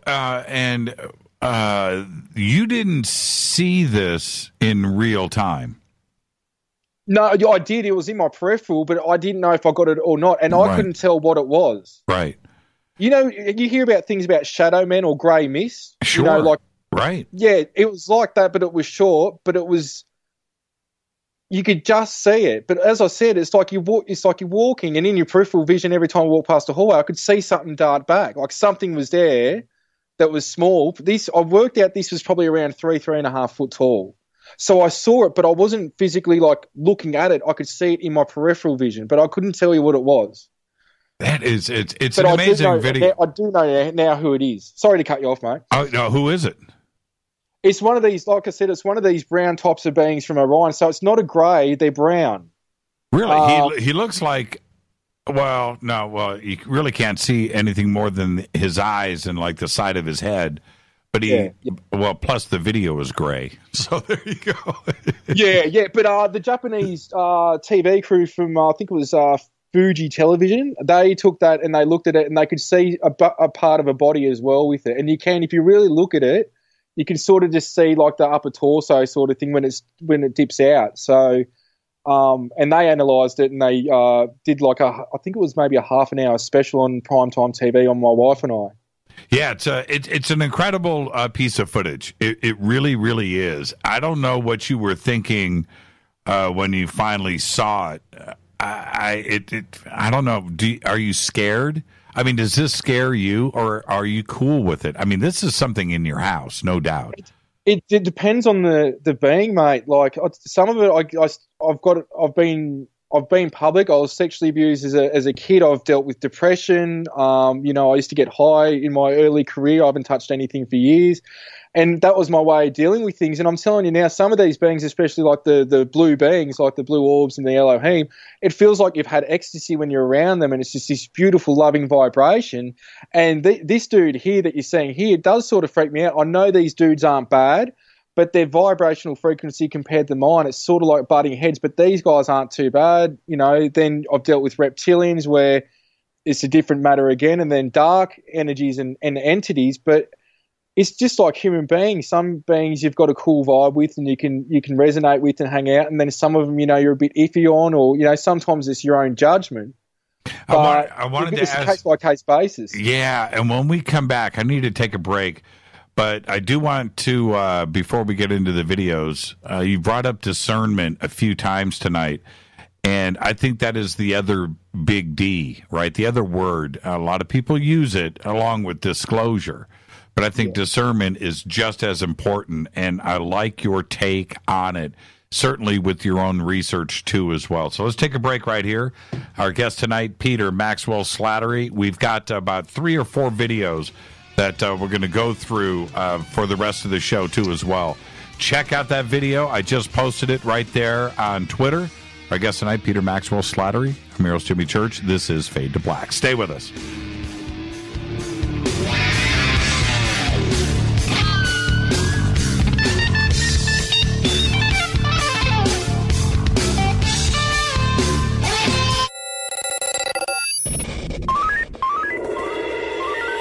Way out here, we listen to Jimmy Church. You're listening to Fade to Black. Always on the edge of the hottest alternative talk. Jimmy Church with Fade to Black. KGRARadio.com. ¿Qué tal, mis amigos? Yo soy Mario Carson, el tiburón, y los invito para que escuchen a mi buen amigo Jimmy Church Radio. ¡Claro que sí!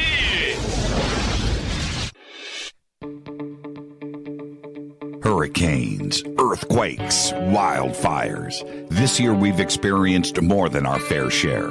This is Jimmy Church of Fade to Black, and last month I decided to make sure my family does not have to worry about food should we get caught in a real emergency situation.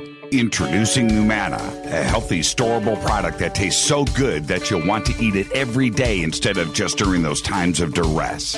All Numana products have a 25-year shelf life, are MSG and GMO-free, no preservatives, and are made in America. With the Numana pack in your home, you'll be able to sleep at night knowing that you've protected your family. Not only have I tasted and tested, I own it. Now you can too. Just click on the Numana banner on JimmyChurchRadio.com and use the promo code Jimmy when you order. In addition to a discount, we'll send you an autographed Fade to Black t-shirt. Seriously. Go Beckley Tappy.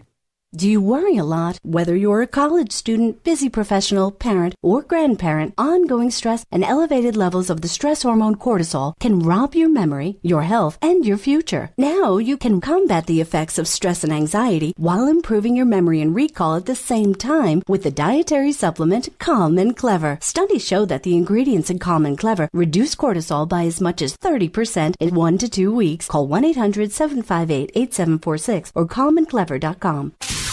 You listen to us, and we listen to you. And so does the CIA. KGRARadio.com. You are listening to Fade to Black with Jimmy Church on the Game Changer Network. Oi, oi, I'm Reese Evans. You're listening to Jimmy Church. This is Revolution. The revolution will not be televised. The revolution is on radio. Ciao.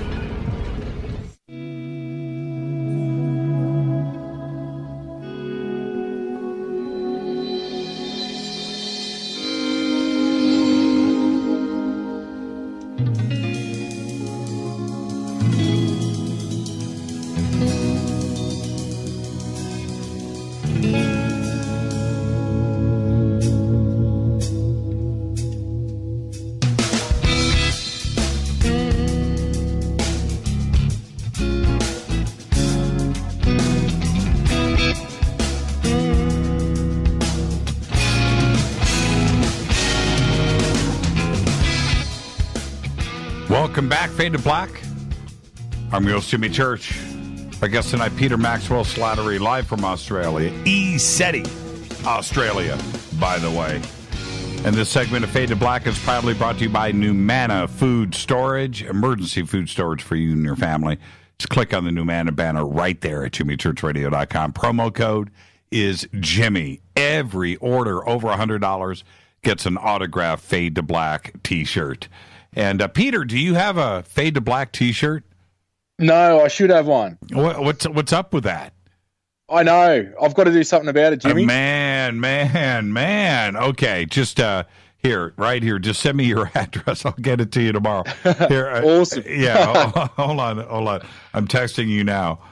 You don't want me to roll James for his and no. Oh man, this is too funny.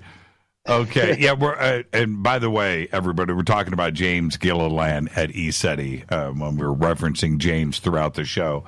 Now, back to this. I want to close out this ET video in your home. What this also suggests is that this could be going on anywhere in anybody's house, anywhere on this planet, and you may not ever know that they are there. Yeah, and as you know, like I said, like so many people have reported seeing something in their peripheral, but nothing is there. Like they look and they swear something there, like a shadow or whatever. And I think this may be, not saying it's this being specifically, but it just shows that something just outside of our frequency, whether it's working with us not, whether it's negative or positive, we don't know. You know, it would be a case-by-case basis. This could be what they're seeing in the peripheral vision, something similar. Yeah, exactly. And that's the scary part for me is, when I saw this, my thought is this is going on and you may not even know it. Right. And it's the way that it's shot with the infrared, and clearly something peeks around the corner twice, not once, but twice. And it is definitely there. It's an amazing video. Now let's move on to let's go to this UFO over Melbourne. Everybody can go to petermaxwellslattery.com. The links are at jimmychurchradio.com. So you can just click on it there and then go over in the menu to UFO videos, and that's going to pop up. He's got 5 different videos here. A couple are montages. We'll get to that in a second. But this UFO over Melbourne is the barbell one that we were talking about earlier. So I've got it running here. Tell us about this. What's going on? So that's the one I said where we were at my parents-in-law's house, and outside they've got like a pool and like a barbecue area and like a little bar sort of thing. And they're on about an acre. And this is far east of Melbourne, which is like near Mount Dandenong and Fern Tree Gully area.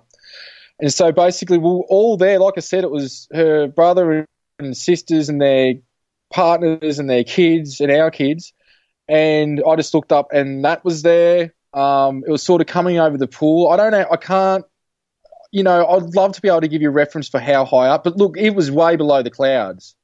There's footage that I'm going to reveal that I've given for the documentary maker, working on our film, and I've kept some stuff just for after the documentary because I've wanted to get some of the hard evidence that I haven't presented yet. I've got, metal samples, I've got soil samples that have been conducted and other things. I've got a little tight package that I'm just trying to get everything together nice and tight. But, basically that's what I was talking about at the start of the show. This craft came over. I'm telling everyone, what the hell's that? And it was awesome because, as I said, they were skeptical and rightly so, but this is like the first time they've all got to see something in broad daylight, and they were just flabbergasted with it and just didn't know what. As I said, her dad was an engineer, very level-headed, and, the funny thing is, the first thing he said is that's a weather balloon. Okay. And then the second thing he said was that was a blimp. And then he said, I don't know what the hell that is. All within like 10 seconds he said that.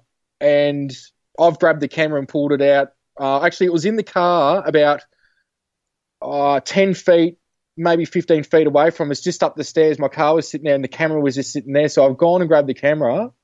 And that's when I've tried to capture it. And I've got a bit of it. I've only put some short clips in. As I said, it was very hard to film because this thing was basically maybe on between a 20 and 45 degree angle tilt, just swinging around doing its thing.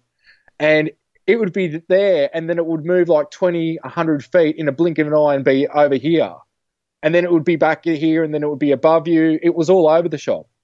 Now, in the beginning of the video, you're pointing up at the sky, and I don't see it, where your finger is pointing. How high up was it? It was below the clouds. So you can see the clouds in that footage. You can see the haze.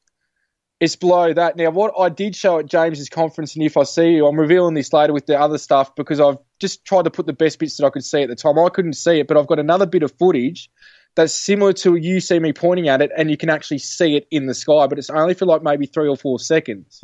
Because you've got to remember yourself, and people go, you should be using a tripod, this and that. I'm using a tripod half of the time. I wasn't on this footage.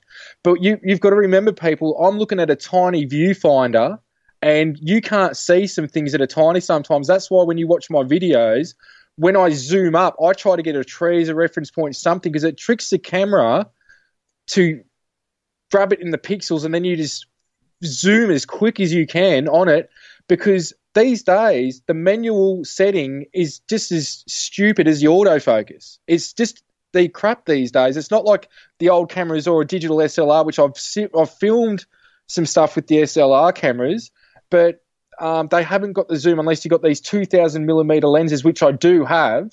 But you're going to wobble with them because the things are like, nearly 2 foot long.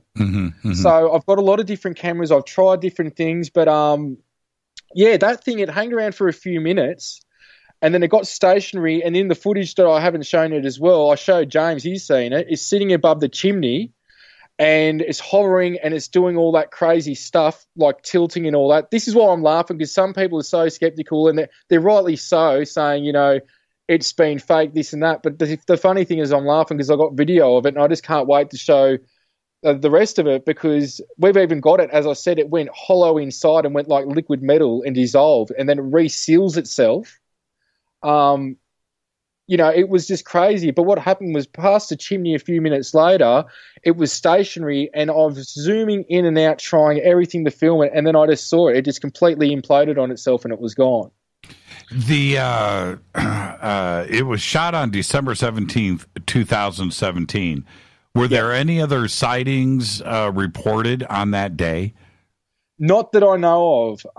And a lot of people in the area, they say to me, even recently with that one in Las Vegas, they say, we don't know how you even see this, but this one was low.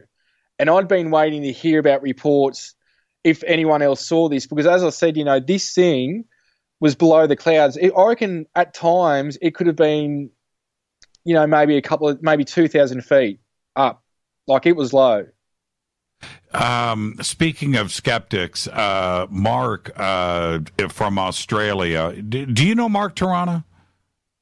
Not that I'm aware of. Okay, all right. He just said he's looked at the ET in the house video, and he's putting it into the skeptic file. The Stan Romanek file. And that's interesting.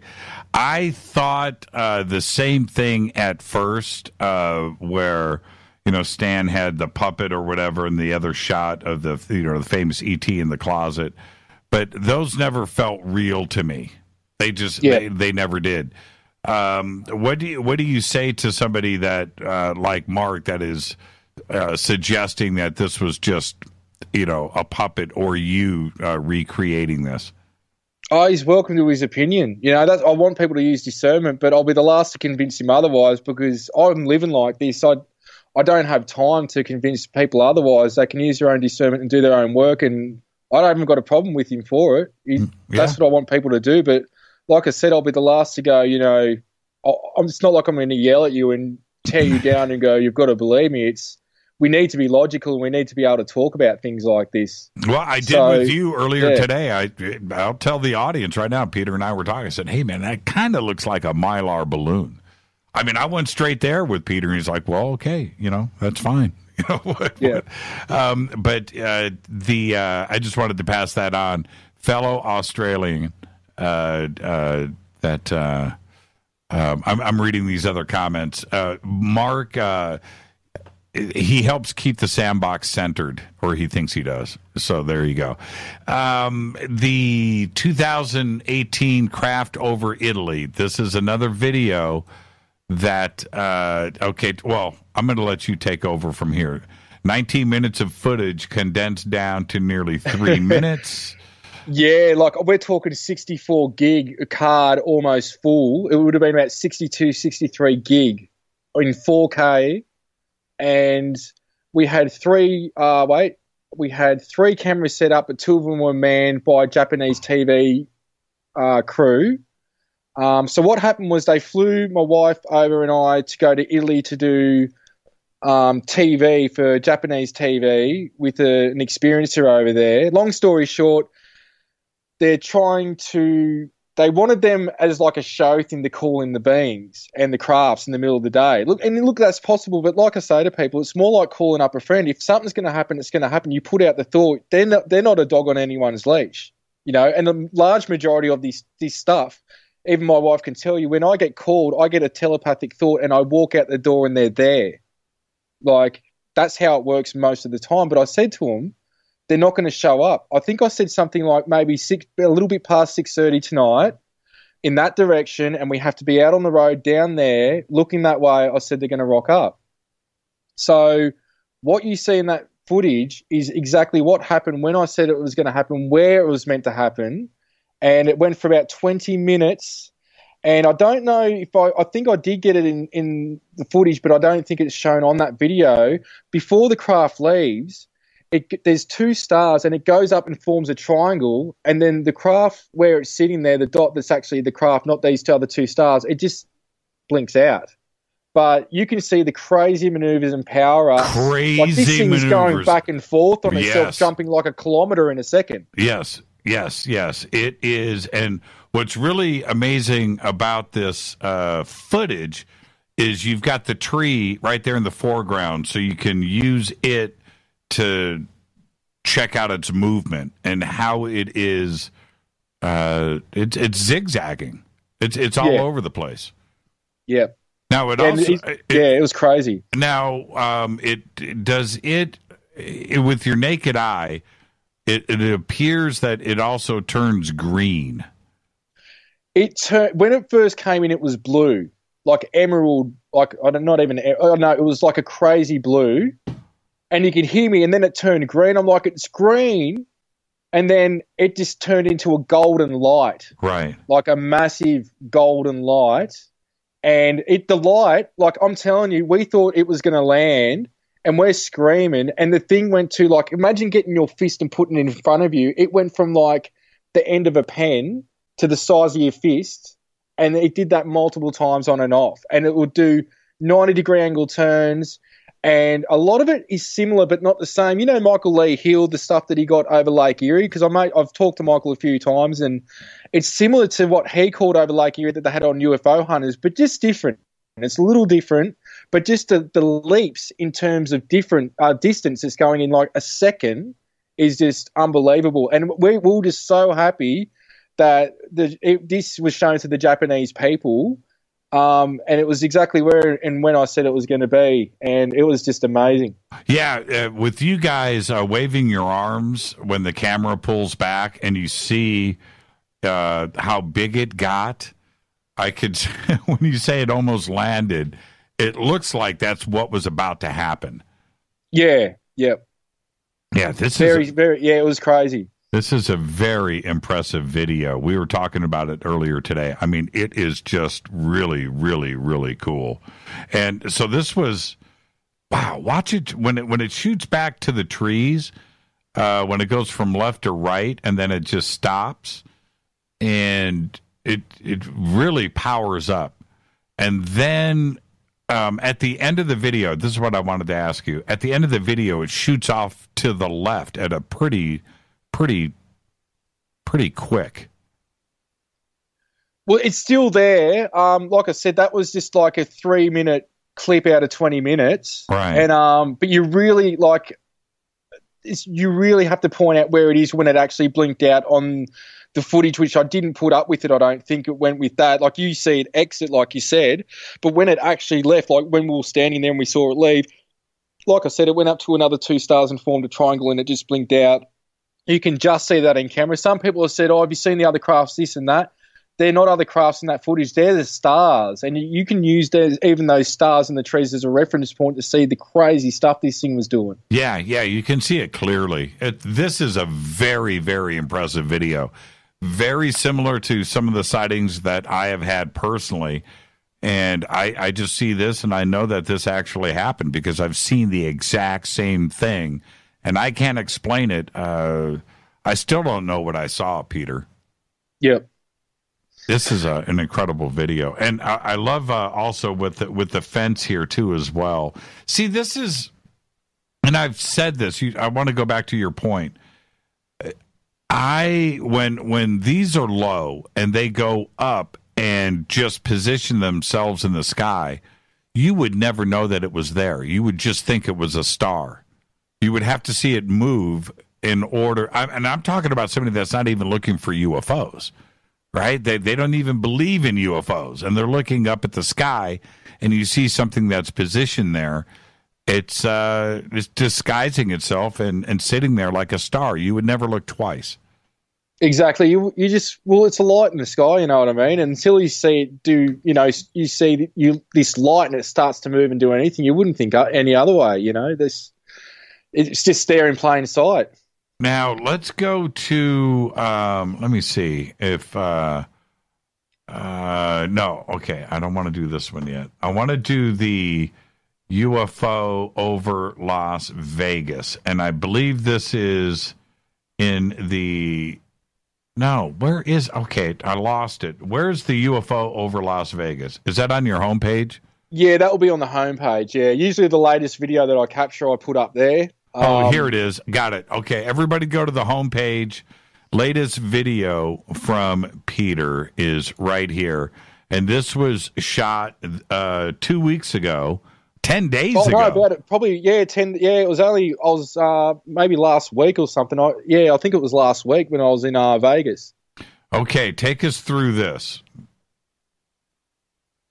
I told my mate, so I was in Vegas with my family, but one of our friends who's also an Australian, he spent a week with us traveling down the West Coast and then eventually to Vegas. And he had to go to the bank, one of the banks there, and I was telling him all morning something's going to happen today. And he laughs because I've always got my camera on me, but I said, look, something's going to happen today. So as soon as we walked out of the bank, now mind you, where this footage is taken is also next to, and at times it went over the Las Vegas airport. Now, again, I'm not from Las Vegas, but where the big jets were landing, that's where this was landing. Now, I can't tell you because I don't know Las Vegas. It may have 2 airports. I don't know. But where the big jets were all landing, this is where this object was. And it was this crazy light. Now, you don't see it like a light on the footage, but like my friend said, he's skeptical, level-headed. He's also into this. And it's the first daytime thing he saw. And he got a bit frustrated with me trying to break it down 100 times. There's 100 ways I looked at it to say, is this a balloon? He's like, man, there's no way that is a balloon with what we saw it do. You saw what happened. You saw stuff come out of it. And then I thought, it might be a bit of paper. Like, this is what I do that even James and others get frustrated because they see it with me, but I still have my logical mind, or what we think is logical mind, trying to do this. But when I have a few days on it and I sit on it and I go, even after about a day, I looked at it and gone, no, that is weird. But this is the thing. Everyone wants it to be a flying saucer. Everyone wants it to be a egg-shaped craft. Everyone wants it to be something they can put in their box. A large majority of these things I've seen almost look even like jelly plasma fish, like a plasma jellyfish or plasma light that's warping and shaping, stuff that is not what you can put down to being like the normal flying saucer and things. And it's not just me. There's thousands of people reporting this around the globe of weird lights and things manifesting, into whatever. Like one of my old mates, he was in the outback, Alan Ferguson, and he's a ufologist, he well known, and he was telling me how one day he was in the backyard and he saw something that looked like a 5-speed Celica gearbox from a Toyota fly over him. These guys can manufacture, project anything. So, like, you know, that's why I can put up with the crap from people saying, "Oh, it's just this or a plastic bag or that." I get that, because unless they're read in on it or they've seen it, they're not going to understand it. But this object, I forget what ended up happening with that object that day. I think I lost it until it went out of view, but there was other ones up there. But I had a problem for a few minutes trying to zoom, because the only way I was able to get it on film was to use those power lines you see in the footage to try and get some focus, where I trick the camera in manual mode, and I'll start to zoom up on the power line, and you can see this white dot for a second. And that's when I trick the camera and I move that to the center of the screen and I zoom as quick as I can on it. Right. There's a couple of moments in the video that it looks triangular. Yeah. Well, that's what I mean. It's morphing. It's doing. It does morph. I thought originally that it was a Mylar balloon, but it clearly, Peter, I mean clearly, goes triangular. And I'm sitting here, and like I told you earlier today, that's a Mylar balloon. Well, just keep watching it. And then at one point, it is a perfect triangle, and it's got a little black circle on the bottom of it. And at another point, it's a perfect cigar-shaped craft. Yes, like if it was a bag or a balloon or whatever, it couldn't do that. Because it's like a garbage bag or something. If you fill that up, it's always, now you're going to get different angles of it, and it's going to look slightly different, but it's going to keep that shape with the seam at the bottom of the bag, or the balloon with the seam. It's not going to morph like, it is what it is. And I expect, flack for it, this and that. But that's what happens, people that are showing the world or changing the world. If this subject was all known about and everyone knew everything, we wouldn't even be talking about this. So this is where it's groundbreaking for us, just to have a pleasant debate and talk on these subjects and evidences to come to some truth as a collective and individually as well. Yeah, there's a couple of spots in this at the beginning where I'm very comfortable in going, well, come on, that's just a Mylar balloon blowing around up there, high up, and it's got to be a pretty big balloon because it's up there. That's a couple of miles high. But the when it goes flat and square, and then it turns, and it's horizontal too. It's not vertical. It's a triangle with a black circle on the bottom of it. I mean, I freezed this. There it is, right there. I freezed this a couple of times, and it's completely a different shape than what is in the beginning of the video. Yep. Yeah, this is incredible. That's a really, really cool capture. How did you know it was going to be there? I mean, you would never see this with the naked eye. That's what Toby, my mate, was saying. He's like, it took him about a minute to see it, and then you can hear on the video how he's reacting. And that's what and do you know the funny thing, Jimmy? I need prescription glasses for long distance. Yeah. You know what I mean? My family go, how the hell do you see that? You need glasses to see that far. And I go, they're telling me exactly where they are. And then I'll put on my sunglasses, which are prescription. Like, I shouldn't be able to even see that. I mean, you know what I mean? It's a perfect equilateral triangle. Perfect. So, yeah, but like I say, it's telepathic communication. Like he said, he will tell you himself, we walked straight out the door and we were in there for like 10 minutes or 5-10 minutes, and he was with me all morning. We just got out of an Uber taxi to go there because we had to go from the Strip in Las Vegas to this bank where it was, because he had to do some things. And as soon as we walked out the door, I said, there's a craft. And he's like, what? And as I said, it took him about a minute to see it. So, and you can see him talking, why am I in this position? Why do I have to be here? And why am I using the power lines? And what happens is, the more your back is to the sun and you're in the shade, and the more you've got reference points, the hell of a lot easier it is to film.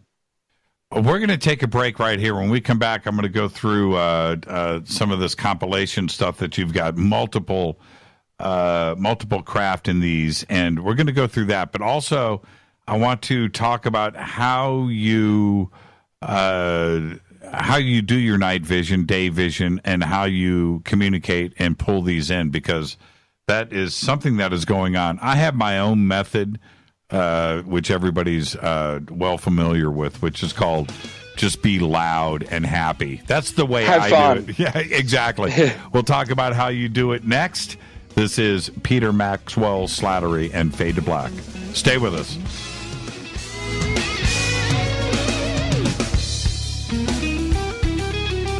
Hi everybody, this is Rob Halford, the Metal Guard on JimmyChurchRadio.com.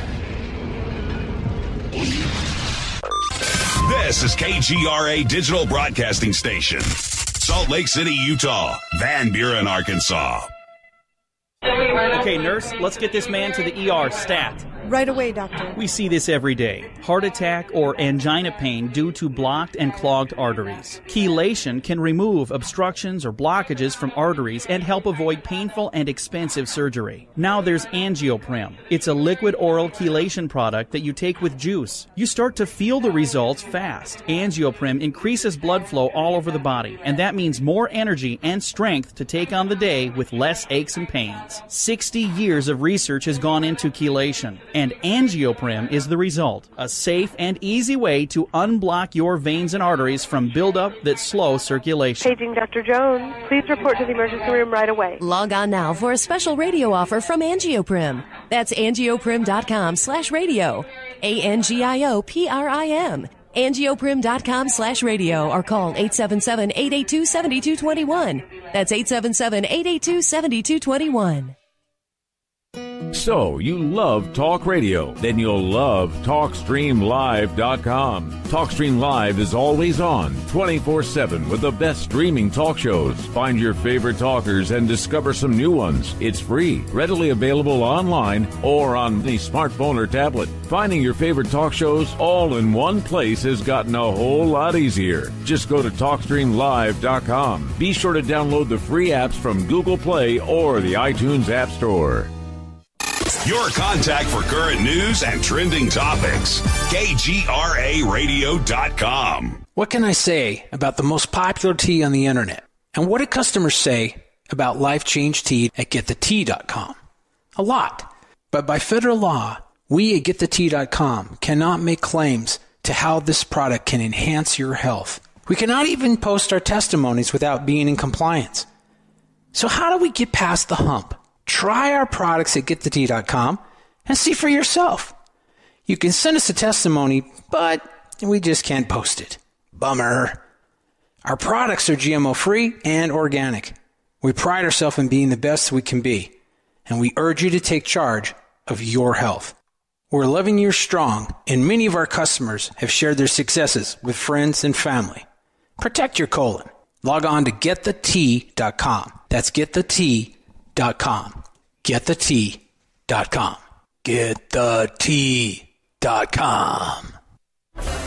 Did you know that when you're on the road with limited data or Wi-Fi available, you can still listen to every minute of Fade to Black by just calling 605-562-4482. No smartphone, app, or internet needed. It saves your data plan and no extra cost if you have unlimited minutes. Just call 605-562-4482. You can listen to me, Jimmy Church, on any phone, anytime, anywhere. Go Beckley Tappy.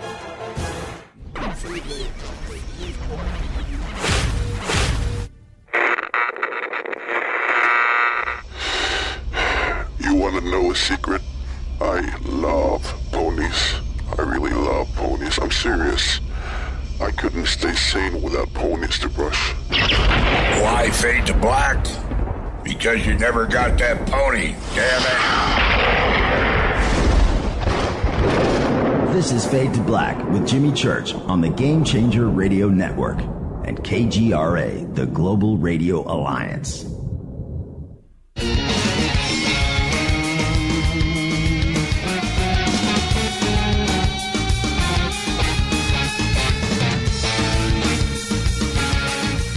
Welcome back, Fade to Black. I'm the host, Jimmy Church. Tonight, live from Australia, Peter Maxwell Slattery, ECETI Australia. Going through some of these videos, and they're absolutely incredible. And Peter, before we get too much further into this, a lot of your sightings are during the day, which I find just incredible. But how do you do it? I mean, are they coming to you, or are they already there? Both. But the thing is, like, my wife could tell you over and over, there's so many times I'll be there, like, even at a friend's place, I was sitting there a couple of months ago and the video's up and it's a nighttime one, but I was sitting there and we're in the middle of a conversation and I said, they're here, you've got to go outside right now. And as soon as we walked outside, my wife looked behind and she goes, there it is there, and this craft just came over and it blinked out into absolutely nothing in infrared. So what it is they give you a thought. Now, I try to equate it to, you know, you might have something in the oven and then all of a sudden you get the thought, oh, I better go and check it, you know, just to make sure it's not burnt or it's, you know, it's done right, whatever. How that thought comes to you going, I better go and check it, that's what I get. It's like, they're here, go outside. And I get that when they're in the house as well. So I've got some photos and, you know, things in the house and wherever I go worldwide that I will get a thought, they're there. Sometimes I physically see them, sometimes I don't. Sometimes it takes a couple of minutes of looking in the sky in one spot and then all of a sudden it's there. So it's really a thought. Now, with ECETI Australia, we do sky watches. We don't really do CE5, though. We'll use that term to, I guess, because that's what people are searching when they want to go sky watching. They're like, oh, I want to see aliens and crafts, this and that. But I tell you what, sometimes we'll do a meditation, things like that. But Jimmy, I'm the same as James, and James can tell you that's why we get along so well with James at his ranch at ECETI. The more you just sitting there talking about this stuff, having a laugh and having a good time, that's when it happens. Because I tell you what, these beings want to hang out with people that are cool. You know, not meaning like we're cool, but I mean that are having a good time. Like, do you want to go and hang out with somebody that's negative and they're taking stuff seriously and they're like just got hardcore energy? Or do you want to go and hang out with people that make you feel good and you're having a laugh and a chat? Like, this is how it works. So, but look, you've got to put out the thought, and if it happens, it happens. Don't try to make it happen, because I'll tell you now, with a lot of these sky watches, people will go, all right, I'm done with this, I'm going, or they'll start to talk, and when they least expect it, that's when the crafts rock up.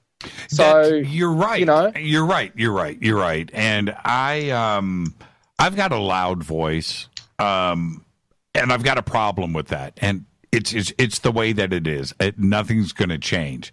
And I've been around those that want to do a meditation, the CE5, and, you know, you can't talk, and we've got to, you know, get it. I can't do that. I just can't. I'm the opposite, and that is just who I am. And as soon as I change the mood of everything, okay, that's fine. Meditation over. It's time to party. Let's have a good time. And then suddenly things happen. You know, and I'm not saying it's me. I'm saying it's the collective hive mind. It is. Yeah. Like, it is. I tell the groups, I say, this isn't because of me tonight or my wife, because my wife's an experiencer also. I say this happened for us as a collective. Yeah. It's got, you know, when that happens, it's got nothing to do with me. It's us as a collective. I don't like the pressure anyway. But, you know, that's how it is. You've got to have fun with it. Look, I meditate every day, a couple of times every day, and I do those practices and that. But really, with the sky watches, it's, you know, there's so many times we've gone to do a meditation, and as we've all gone to sit down in a circle, we've had an awesome sighting. And then we go to meditate like an hour later, and like a minute into it, I'll look up and there's a craft. You know what I mean? So it's a joke with them as well. Like, they laugh about it. And I want your opinion on this. Here in Los Angeles, where we are, we're in Burbank. Now, we have a lot of light pollution. I understand that part. But I don't have those experiences alone with Rita. We've had a couple. I don't want to say it never happens.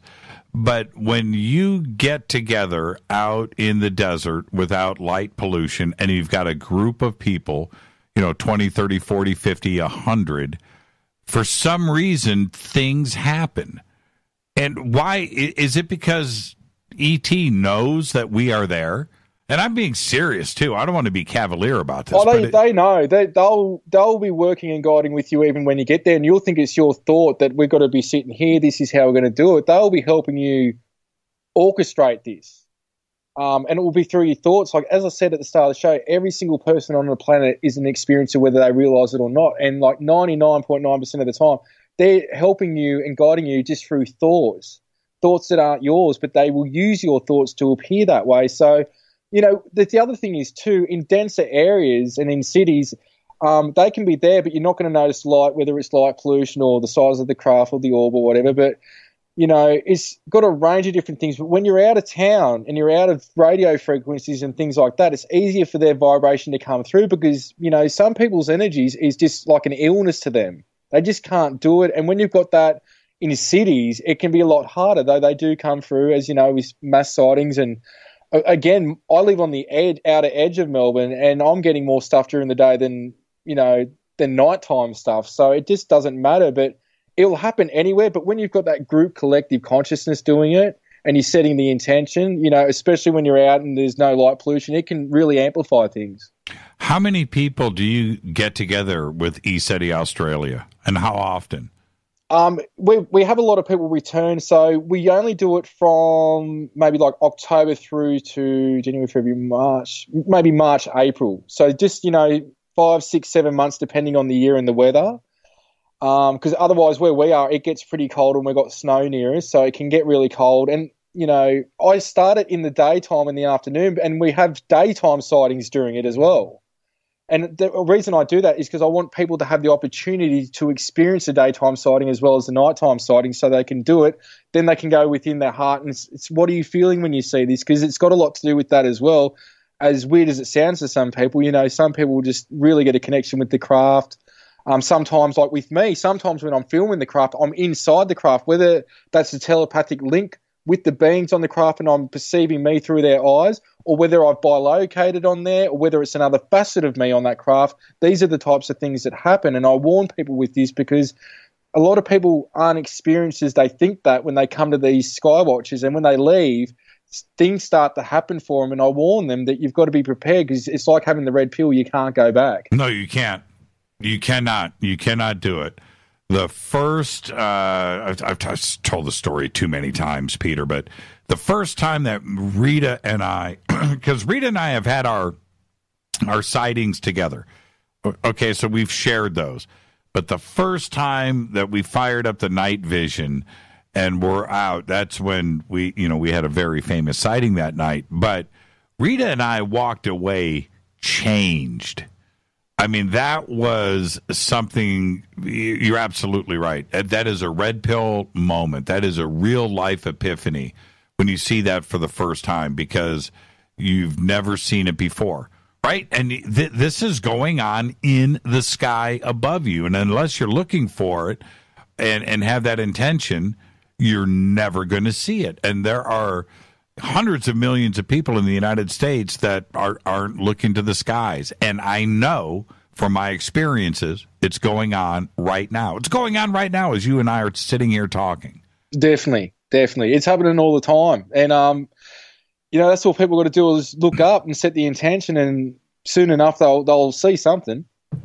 My point to Rita, and I want to go back to your daytime, the way that you pull them in. I said to Rita, as we walked away, it was so extraordinary. Thank goodness there was a documentary film crew there, and there was hundreds of witnesses to share the experience with us. But I turned to Rita, Peter, as we were walking away, and I said, you know, Rita, and I'm serious too, word for word. I said, Rita, if Wolf Blitzer was here, if Anderson Cooper was here, if if Tucker Carl, if anybody was here right now, would they, and have seen what we just saw, would they go on the news tomorrow and talk about it? And they wouldn't. Mm-hmm. You know, I just know that. I feel that in my bones. I just don't think that and I don't understand, you know, because it's such a life. They may agree that they saw it and they can't explain it, but they wouldn't go out and tell it to the world. And that's the problem that we have with mass media. It is a problem. And like a funny experience we had when James stayed with us, I took him out to Uluru with my wife, and we had the biggest craft come in over the resort at Uluru, which is Ayers Rock, depending on what people call it, in the middle of Australia. And we're telling these people, look at this, not telling us UFO, but like, look at, they wouldn't even look at it. And then I think James or my wife said, look at this UFO, and they just looked at us like we're nuts. And I mean, this thing was again like the size of your fist over the resort. And I got this on camera. Part of it's in the ECETI Down Under documentary. And it was just, you can hear us responding to it. But these people that were there, they would not look up. And, you know, people with mainstream media, like, part of me can go, well, I can't blame them sometimes. As, you know, I know they should be saying something, Jimmy, like you're saying. But, like, even with me, I lost jobs. I lost friends. I was alone for about 4 years with only 2 friends and seeing a couple of my family members, and I wouldn't see people for days on end because I was ridiculed and turned into the nut job in my town, being from a small country town. And it destroys lives. But then you realise the cause and the profound nature of what's going on, and that's what keeps me doing this and wanting to talk about it but not preach about it, because it's the most important thing for the human civilization. And it comes down to the core principles of treat others how you want to be treated, and that God is within, and it's not external and it's not a religion, but that we need to be, you know, have peace and civilization, respect others' opinions and differences, which all is an expression of one consciousness interacting with itself. That's what the core stuff it comes down to. And this is an experience, but you can't go from point A to point Z with people unless they've experienced or they're read in on it. And that's why I think some of these people won't talk about it, or there is a mandate to block some of these stories. Like when they put me on National Morning News here, they tried to do a nut job on me, and that's when I went to the disclosure witnesses and the military witnesses and the astronauts, because it's like, hey, you think I'm a nut job? What about these dudes? Mm-hmm. You know, but you know, it's almost like they have to screw up for this to be on mainstream media. It's like, all right, we're going to do a nut job story tonight about UFOs because it brings in the ratings. But, you know, every now and then a really good story gets in, and it's some people that can present it okay to make it not look nuts, whether it's military personnel or whatnot. And but I think there is a slight change with the media, that they're starting to perceive it and report it differently. But, you know, it's been years. You know, this has been going on since the start of humanity, and really since Roswell. You know, it's been the flying saucer, you know, rednecks sitting in their camper van drunk stories. And now, you know, in recent years they are starting to do it differently, especially like with O'Hare airport incident, the Phoenix Lights going back a few years before that. It's changing. We were up at I can't explain. Next month we're having our Soul Tech conference up at ECETI. And that's a 4-day event. I can't wait to get back to ECETI. I just know stuff is going to go down. And for anybody listening to me right now, just go to soultechgathering.com and check it out. Oh, I do want to do a little public service announcement about that. Over the next day or two, all of the menu stuff is going to be up there with our catering. And we're going to be sending out email to everybody that is registered to go and check that out. Just go to soultechgathering.com. And I don't even know, I think we may be sold out. But anyway, there was, and this is what I need to stress with everybody, there was one night at ECETI last year where we had about 45 minutes of craziness, and we saw stuff every night there. There's, you know, we did, but there was one night, I think it was Saturday night, where for about 45 minutes, Peter, it was going on to the left of us, to the right, behind us, above us, over at on the mountain, all at the same time. It was just it was overwhelming. It was crazy. And I had it's crazy there. I can't explain it, and I don't see this in Los Angeles. I don't see this in Indianapolis. I don't see this in Chicago or San Francisco, where you just look up in the sky and there's something over here, and then you look over there and there's something going on. You look above you and there's something else, and there's something that's blue going crazy over here, and then there's a saucer flies by overhead. It was purely nuts. And when you witness something like that for 45 minutes, there is no question that there is scientific analysis that needs to be done. I mean, if there was a physicist out there with us and witness that, they would have to back up and go, okay, we need to get some science onto this, because this I can't explain. what you need is Bob Bigelow's NIDS team to go and live with James for a bit. That's what you need. Yeah. And what they did with Skinwalker Ranch. Right.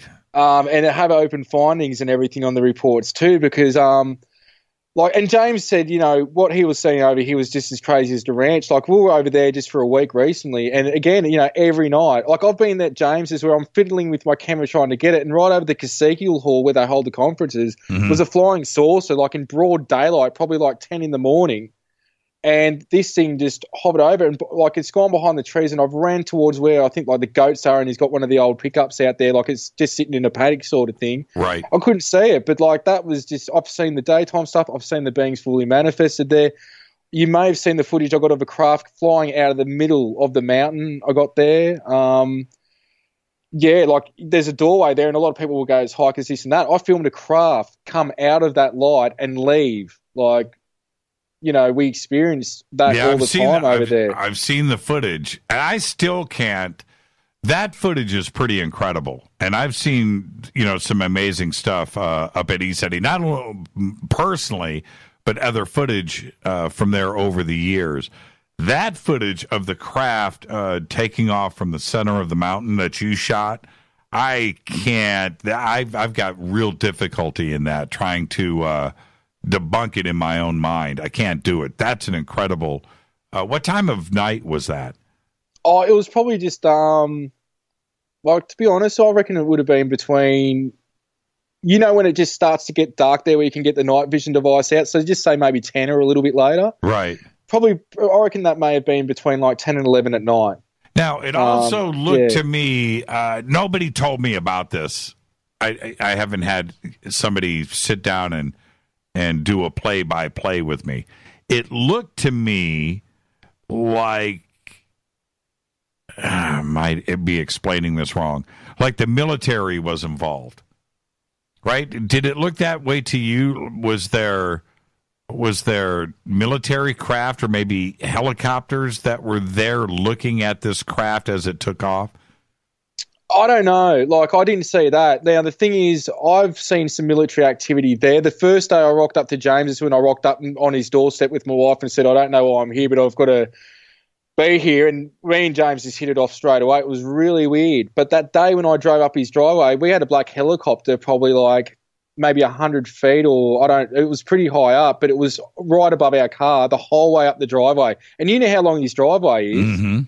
From that entrance, it followed us all the way up to the pyramid house where I parked, and I got out and it just sat there for a few seconds and then it just went off. And I've seen the footage that James has got of I think they may be F-16s, so they're completely black, like no numbers or anything on them.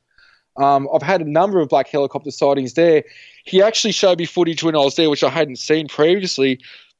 Now, if you look at the guts of the mountain right in the middle and you go up on a 45-degree angle right, there's footage that he's got, I don't know if you've seen it, where there's a helicopter landed on there. Yes. And James reckons they were getting off trying to get into the door. But look, there definitely is a military presence, and I would say that there's surveillance. I would say that they know what's going on. They would have an idea of what is going on in that mountain, and I reckon there would be surveillance.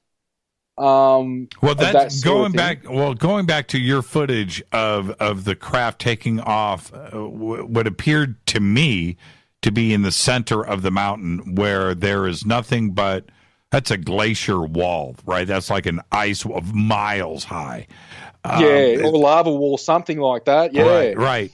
But it looked like to me that there was other lights around it that were watching it. I suggested helicopter, but is that the way it looked to you? Or I've never thought about that or really looked at it. There may be some stars, or it could be static from the night vision, but I'll have another look because it may be something that I just haven't picked up on. Right. Yeah, I've got that much footage. I usually look at what the key thing is I'm trying to analyze in it, absorb myself, but I won't say yay or nay on that because I would have to really look at it again. Is the door that we filmed last year on the second peak on the upper left, is that door still there? I'm not sure. I'm not sure. Did you see the footage that we shot of it? I saw that. I looked at it one day, but from the weather, it wasn't the best. And then after that, I sort of forgot, because most of the time I'm just waiting until night time to look at it. And the rest of the time during the day, I'm sort of waiting to see daytime stuff. Like, I'll look at Mount Adams, as you know, it's majestic and beautiful and captures your eye when you're there, but I didn't really have a good look at it. Well, for us, we went back and looked at all of our photography that we shot the first day that we were there. And, we had, hundreds and hundreds of pictures of the mountain. And that door was not there, whatever it is. It was not. And it just appeared the next day on that Friday. And I can't explain it. I just can't. It looks... In the footage that we shot, it looks like there's a bunch of debris that fell off of, and went tumbling down the mountain. You can see that because it's dark and it's black and streaks that are going down through the snow. So it looks like that door opened and whatever was there fell down off of it down onto the mountain. The size of the mountain and how tall it is, this door is not small. It's got to be 100 feet wide or 200 feet wide and 100 feet tall.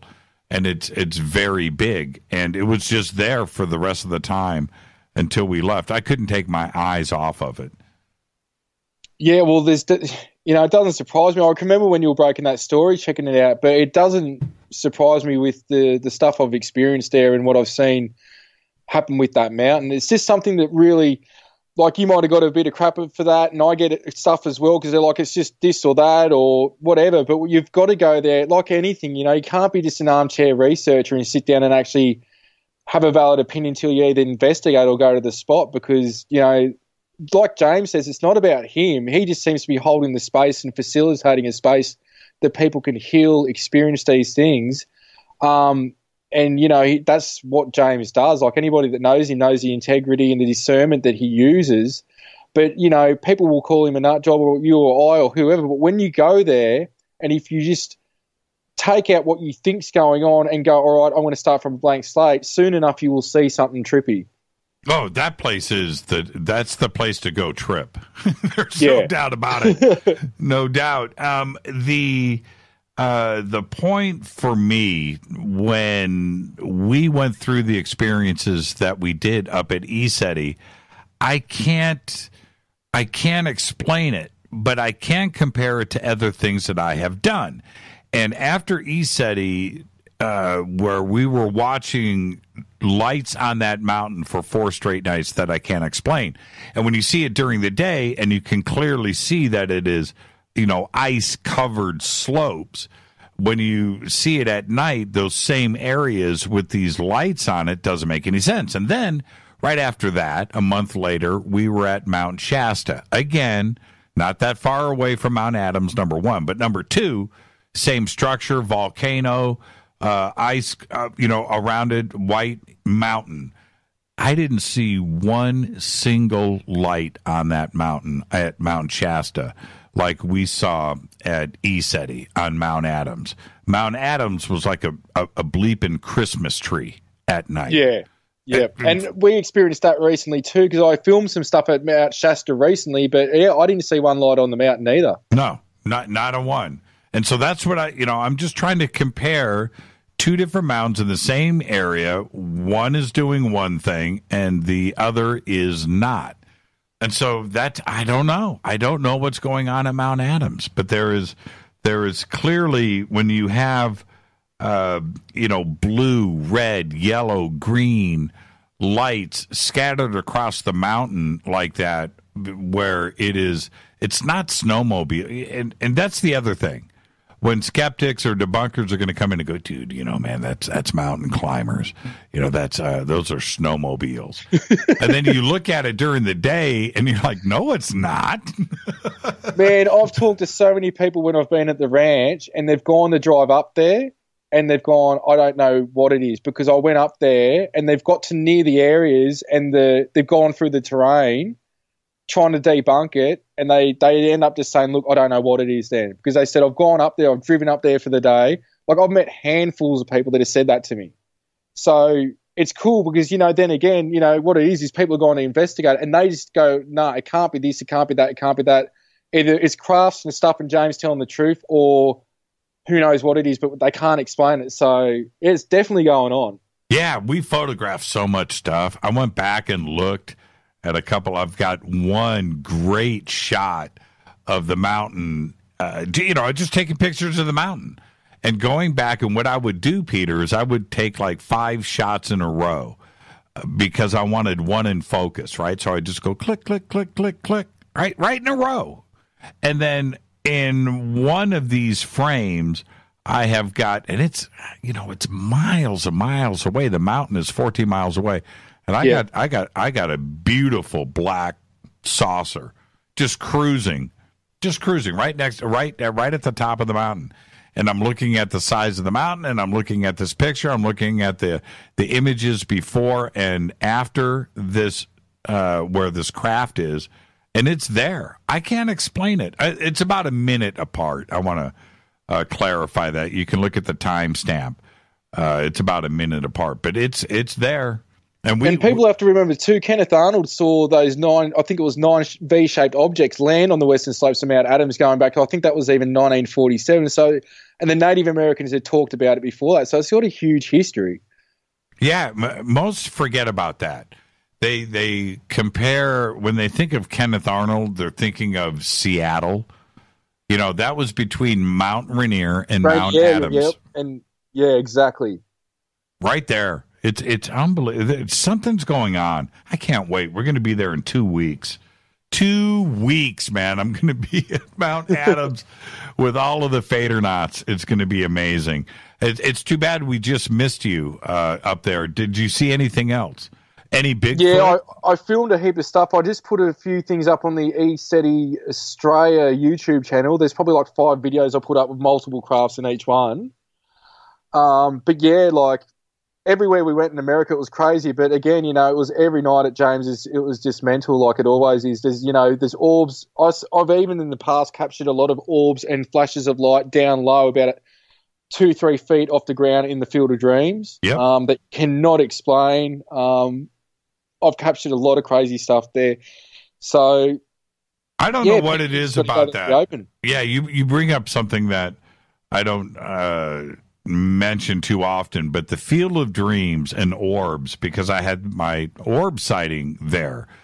And what everybody else was seeing in the night vision, going across the Field of Dreams, and I would go up and look at the cameras, and I was seeing what everybody was seeing in night vision, and it's cool. I get it, all right. But I saw my orb with a naked eye.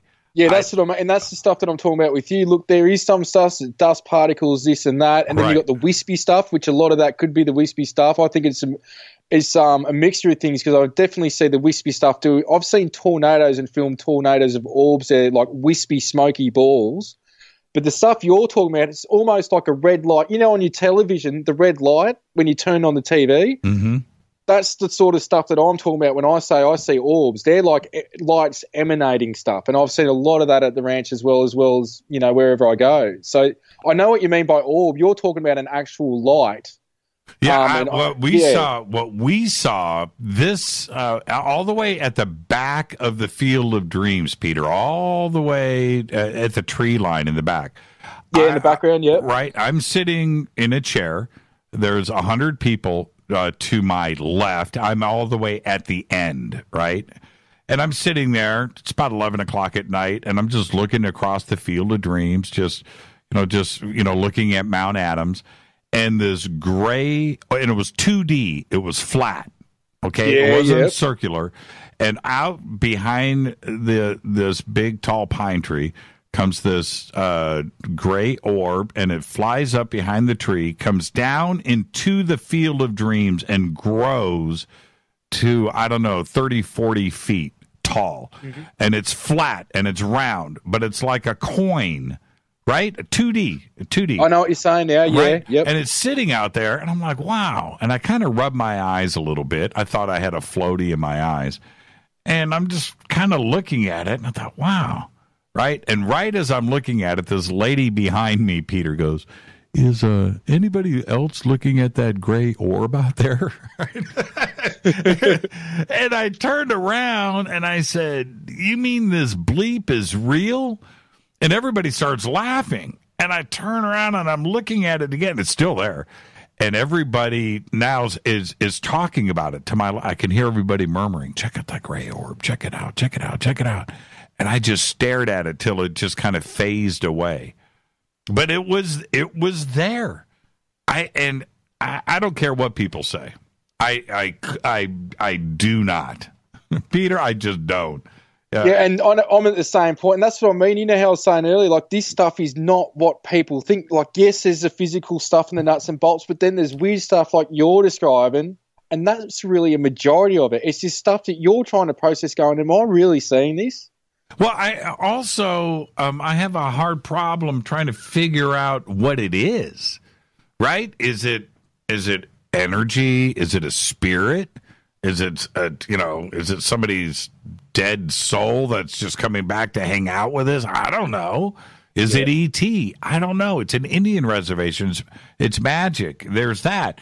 It's a mountain, volcanic activity. There's no telling what kind of electromagnetic craziness is going on underneath ECETI. Is it that?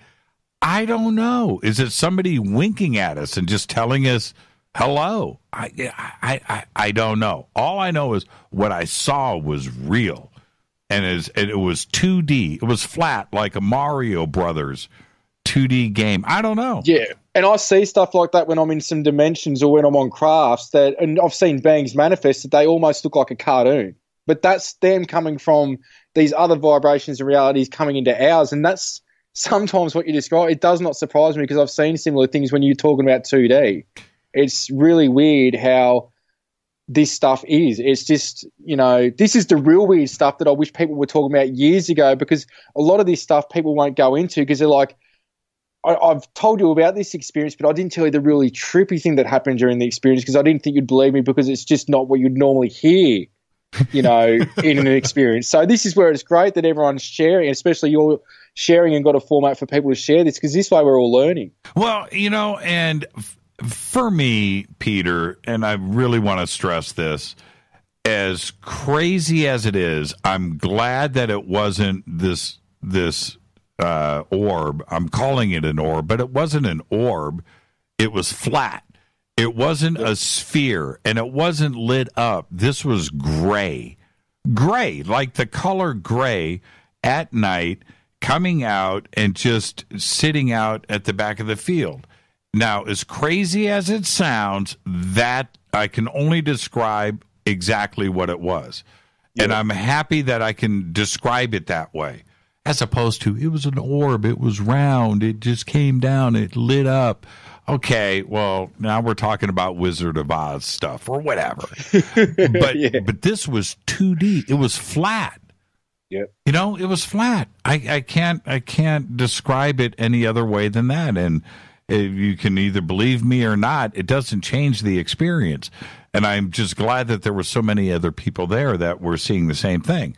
There's something else I wanted to ask you, though. You've spent enough time up at ECETI. We have fairies, we have Bigfoot, we have UFOs, we have things on the mountain, we have things flying over ECETI Ranch, too, as well. There are different experiences at different points of that ranch. Why ECETI? What makes that place so special? Well, you see, like James says, it's not about him, but he was guided there, I think, back in the early or maybe mid-'80s to be there. And there's a reason for that. And I think because the place is a multi-dimensional portal hotspot, and you've got these natural areas on what I've been shown even through my own experiences is that there's a network of natural portals throughout the whole Earth and all planetary bodies throughout the universe and suns as well. And they're all connected. Even lately, they just show that there's all suns are connected through these electromagnetic tunnels, which I've been talking about for a few years, that they've all got a connection. And so I think this is one of those hot spots.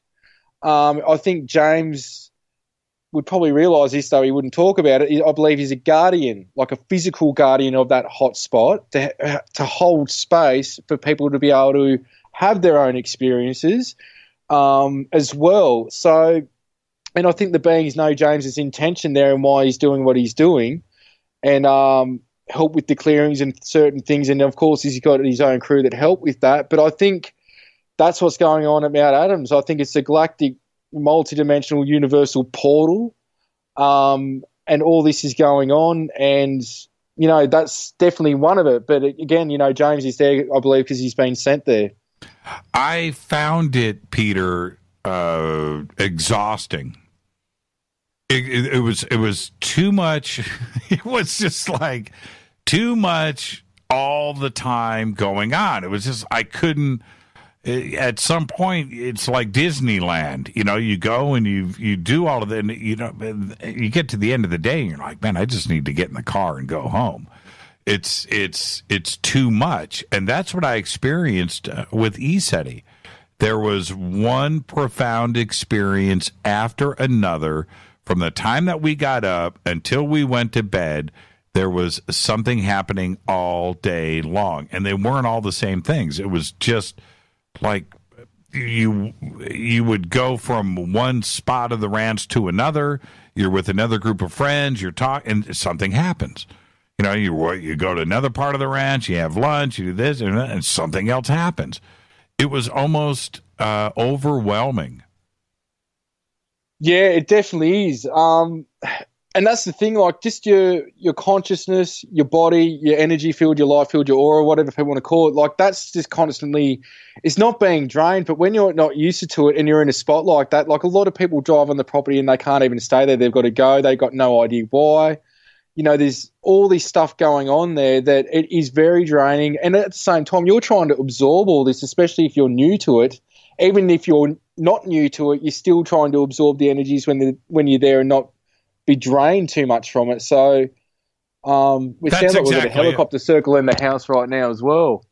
That's what's that right now with you? Sounds like, yeah, we've got a helicopter. I can't see what color it is, but it's just funny. It's been going for about 2 minutes. So I just thought it was flying over.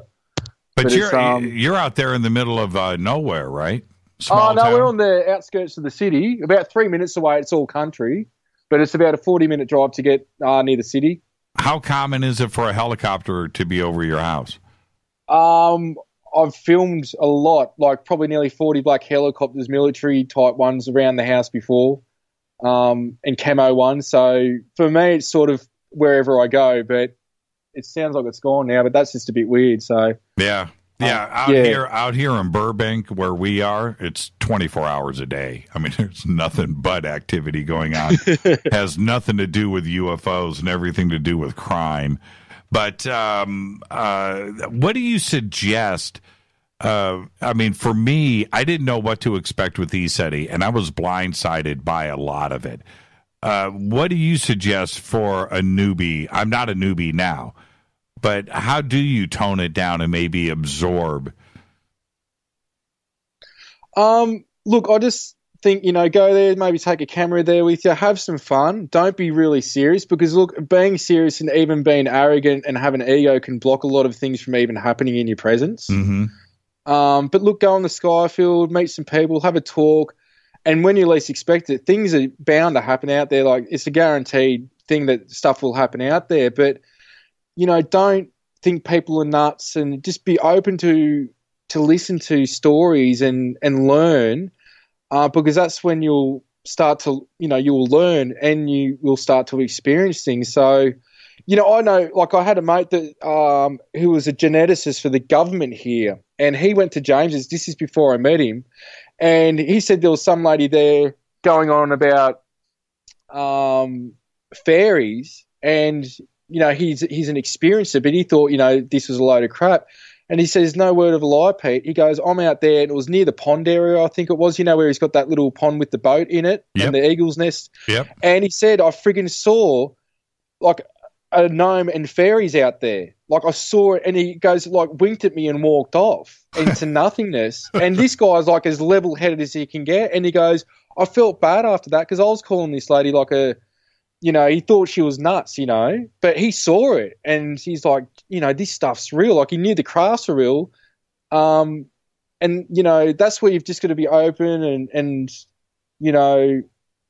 I've heard so many stories around that pond with it was something like what I've just told you, but he saw a fairy or a gnome or both of them. I know people have seen both of them recently when I was out there as well, but, you know, this is somebody that's 3D scientific minded, and he saw that out there, and he's just like, I can't believe what I saw, because, you know, I thought this was a load of crap. The fairy side of things, you know, I've had experiences there with seeing fairies. I've seen the Bigfoot, little Delocky. I've seen fully manifested beings there. It's everything there, but I think it's just being open to it. You know, don't have your blinders on. Don't believe James or not believe him, but just go there with an open mind and be open to all possibility. Yeah, I never said fairies in my life. In my life, that word never came out of my mouth. I have 2 daughters. When they were babies, I never talked to them about fairies, right? I just never did. I go to ECETI, and here I am. I'm a grown man, you know, and I leave ECETI, and I'm telling fairy stories, you know, and I don't care, Peter. I don't care. What happened to me, and I know you know the story, but what happened to me up there was so crazy. It was so nutty, and it happened. That's all I can say. It happened. It is what it is. It is what it is, man. It is what it is. You know, and I tell you what, if and there were a couple of people up there.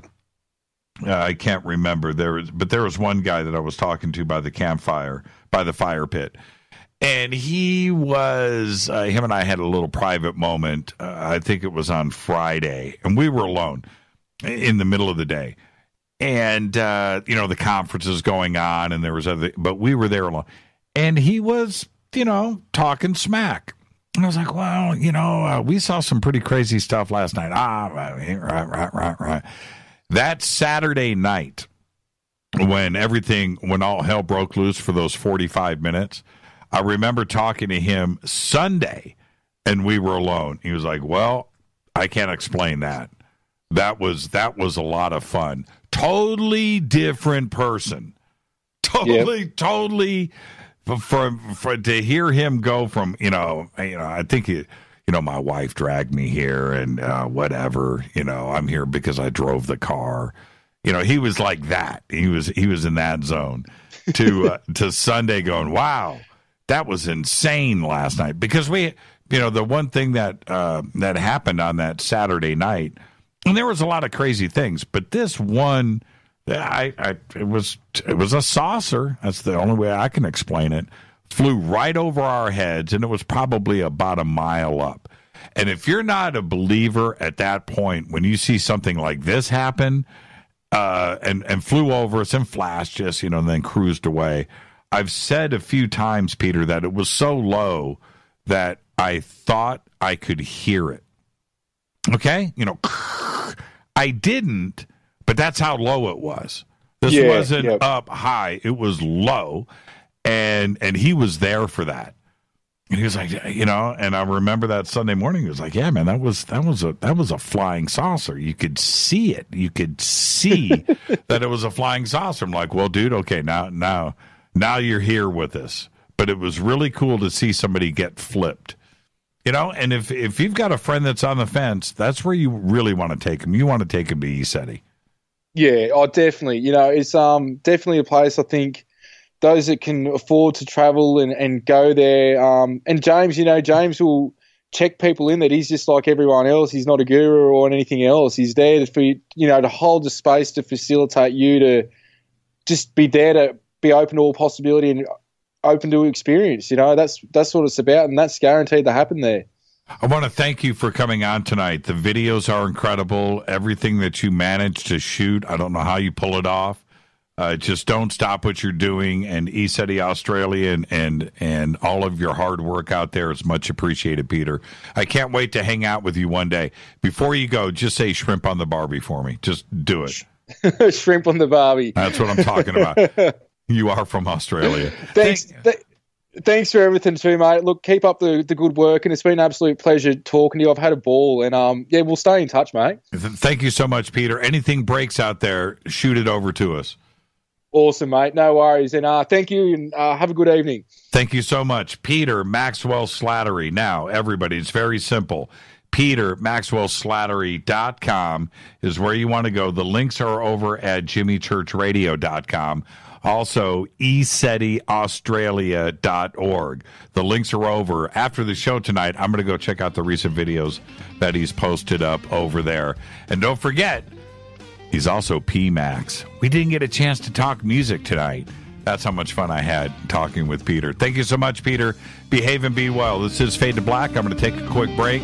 I might have some time for some phone calls. I'll be right back. Stay with us.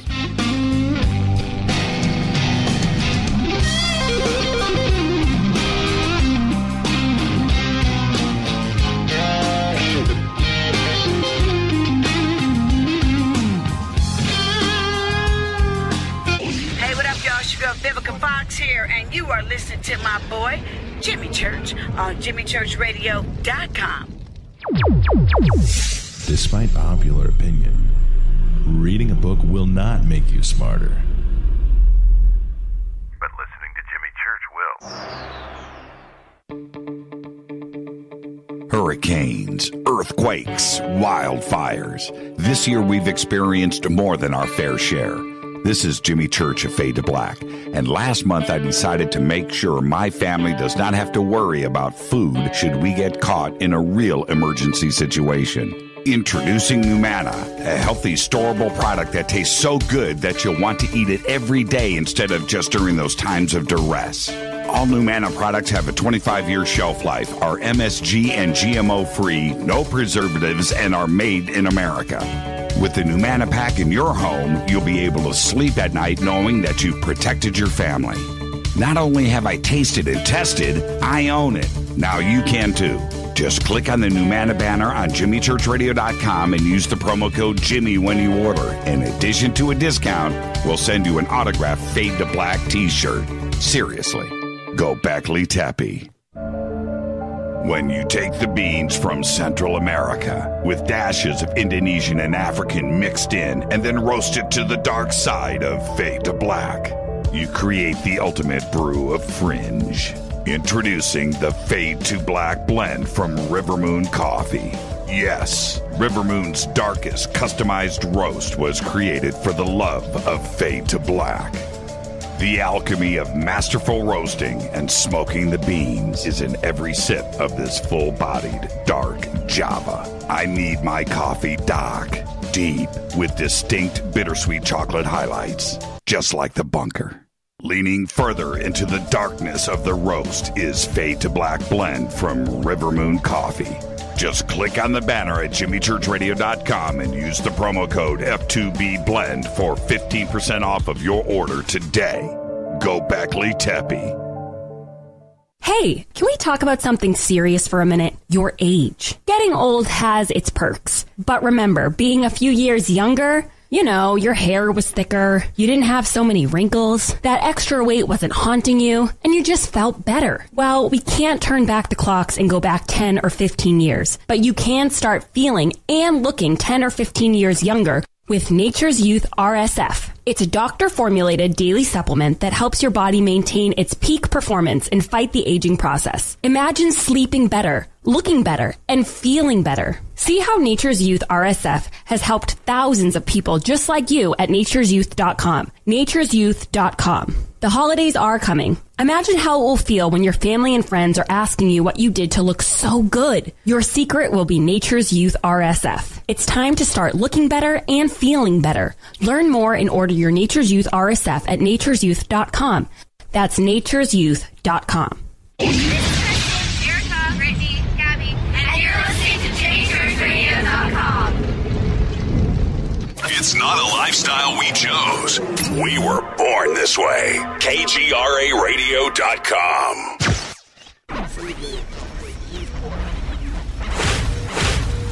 This is KJCR at JimmyChurchRadio.com.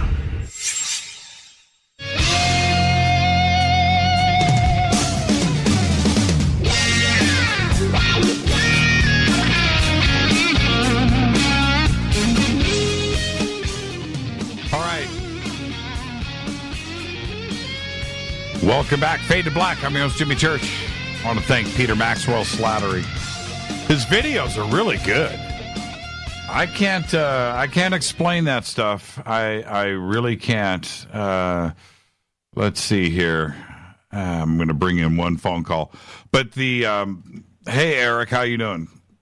Hey, I'm just so jazzed about Soltech. I'm just ready to get in the car and drive right now. I thought you were already up there. I'm going to go to Yelm. There's a little mini conference up there this weekend, and then from there, I think I'm going to go to James's place early and just start camping and just meditate out there. And I'm just psyched. I'm going to call it. I think someone's going to see a Bigfoot, and I've really been meditating on it. For whatever reason, I feel like I'm going to see a Bigfoot. Yeah. Let's hope. I mean, that was pretty crazy last year with what was going on with that. But somebody just posted. I wanted to go back and address this. Let's see. I think it was Murph. Yeah, Murph just said, "Could you feel it or just hear it?" I want to say this: when you're so used to seeing a plane fly overhead and hearing it, right? Fighter jet, whatever, flying overhead, or a helicopter, and you associate something like that with sound. That's what your brain does. And what I'm trying to suggest here is that when this craft came over us, it was so low that I expected to hear something, and I didn't. And that's you have to look at it that way. Just imagine if you saw a helicopter fly over you and you didn't hear it. It would feel strange because your brain wants to associate sound with that. Or a plane, it doesn't matter. You always hear it. There was no sound. This thing just flew right over us. And that's in my mind. I know at the time I didn't hear a thing. I didn't. When I think about it now, for some reason I hear crackling, but I know that I didn't hear anything. Nobody else did. But that's how low it was. It was, you could see it. You could see its shape. It was trippy. Probably, if I'm looking up and imagining this now, it was probably the size of maybe like as round as a pencil eraser, up, eighth of an inch, if it was up above, going across, maybe a little bit bigger. It was trippy, man. I can't explain it. It was weird, and you could see it when it was coming at us, Eric. It was flat, because you're looking at the front of it, and then when it went over the top of us, it was round, and as it flew away, it went back flat. It was a saucer. It was cool, man. That was a once in a lifetime sighting. That was way off the hook. I have this dream, and I'm being serious right now, that, now that Anthony is gone, God rest his soul, but I just envision you being the guy that goes out on the road and travels, and I'll be your driver because I know all the hot spots, and we just do the show on the road. Oh, even Anthony? If it was for a month or a week or two, whatever. I mean, I'll even talk to you about sponsoring it, but there's stuff out there in the desert. I'm telling you, man, it's a thrill. It's a freaking thrill. Yeah, and I just wish, seriously, if I had a crystal ball, taking somebody out there with a strong physics background, a physicist, out there to go and just witness this for a night or two and just try to put this thing together and see if they have any answers, because I certainly don't. There's to say that everything that we're seeing is satellites. That doesn't work for me. Some may be satellites. There's okay, all right, flying at some weird angle. Okay, I'll buy into that. But I know it's not the International Space Station. I've seen it, and I know what it looks like when it goes overhead. And then there's the other stuff that is low to the ground that flies up into the stars. It doesn't make any sense to me. And when you see this stuff happen for yourself, I think we need some scientific input here, or at least somebody to go, I'm a physicist, and what I just saw that ain't anything that I can explain. You know, somebody from a strong scientific background, whether it's like a Michio Kaku or somebody just with a strong physics background, that or maybe not even somebody famous, but somebody else. Okay, well, let me ask you a question. Okay, and you and I, and probably most of our listeners, your listeners, already believe we like you said, we don't need disclosure. So do you want this physics background verification so that we could say, ha, there it is? Or I mean, I'm talking really, about, I mean, I'm talking about why? I'm talking about for the rest of the world. That's what I'm thinking. Yeah, Okay. for the rest of the world, not for us. I don't, you know, but I would love for somebody just to come in from the outside to, if somebody was with us out at Joshua Tree the night that we had all those big sightings, 3 years ago, to have a physicist there, right, to see all of that, or the next year, the Zorro Z, have a physicist tell me what that is. It's not a meteor that's flying around zigzagging in the sky. You know, just go and tell the world that you saw this and you can't explain it. You know, and that's Remember a couple of weeks ago you were talking about the Shasta, and you kept saying power up and all that. I mean, that was the most amazing. To me, that was like tenfold. I mean, because whatever was happening that night, it just kept happening over and over. It wasn't like, oh, look at that, and then it's gone. It was almost like a fireworks display up in space. Yeah, yeah. I mean, that was awesome. Well, that night up at ECETI, I've got to go. I've got to roll credits here in 15 seconds. But that night up at ECETI, that 45 minutes, that was crazy. But we're ready to go, man. We've got everything geared up, ready, and we're going to hit the road here in just 2 short weeks. I can't believe it. Less than that. Unbelievable. Well, I'll see you up there, Eric. I got to roll credits and get out of here. All right. Thank you so much. So Eric, man, he's ready to hit the road and get it all going. ECETI Ranch. We're going to be up there. We're going to get up there early and leave late, but it's August 9th through the 12th. I think we're sold out, but you can go to Soul Tech Gathering and see if you can squeeze a ticket out. I'm not too sure. Fade to Black's executive producer is Rita Camarion. Show is produced by Hilton J. Palm, Renee, Dennis, and Bob. Announcers are Steve Harder, Gene Vito, and Mark D. Kovar. Webmaster, Drew the Geek. Music, Doug Aldrich. Intro, Spaceboy, spaceboymusic.com. Fade to Black is produced by KJCR for the Game Changer Network, and syndication is KGRA, The Planet. This broadcast owned and copyrighted 2018 by Fade to Black and the Game Changer Network. It cannot be copied, rebroadcast, downloaded, or used anywhere in the known universe without written permission from Fade to Black or the Game Changer Network. I'm your host, Jimmy Church. Thank you to Peter Maxwell Slattery. Tomorrow night, right here, Curtis Don Vito, frontman, singer for the band Snoo. He's going to be here tomorrow night. Until then, everybody be safe. Go Beckley Tepe.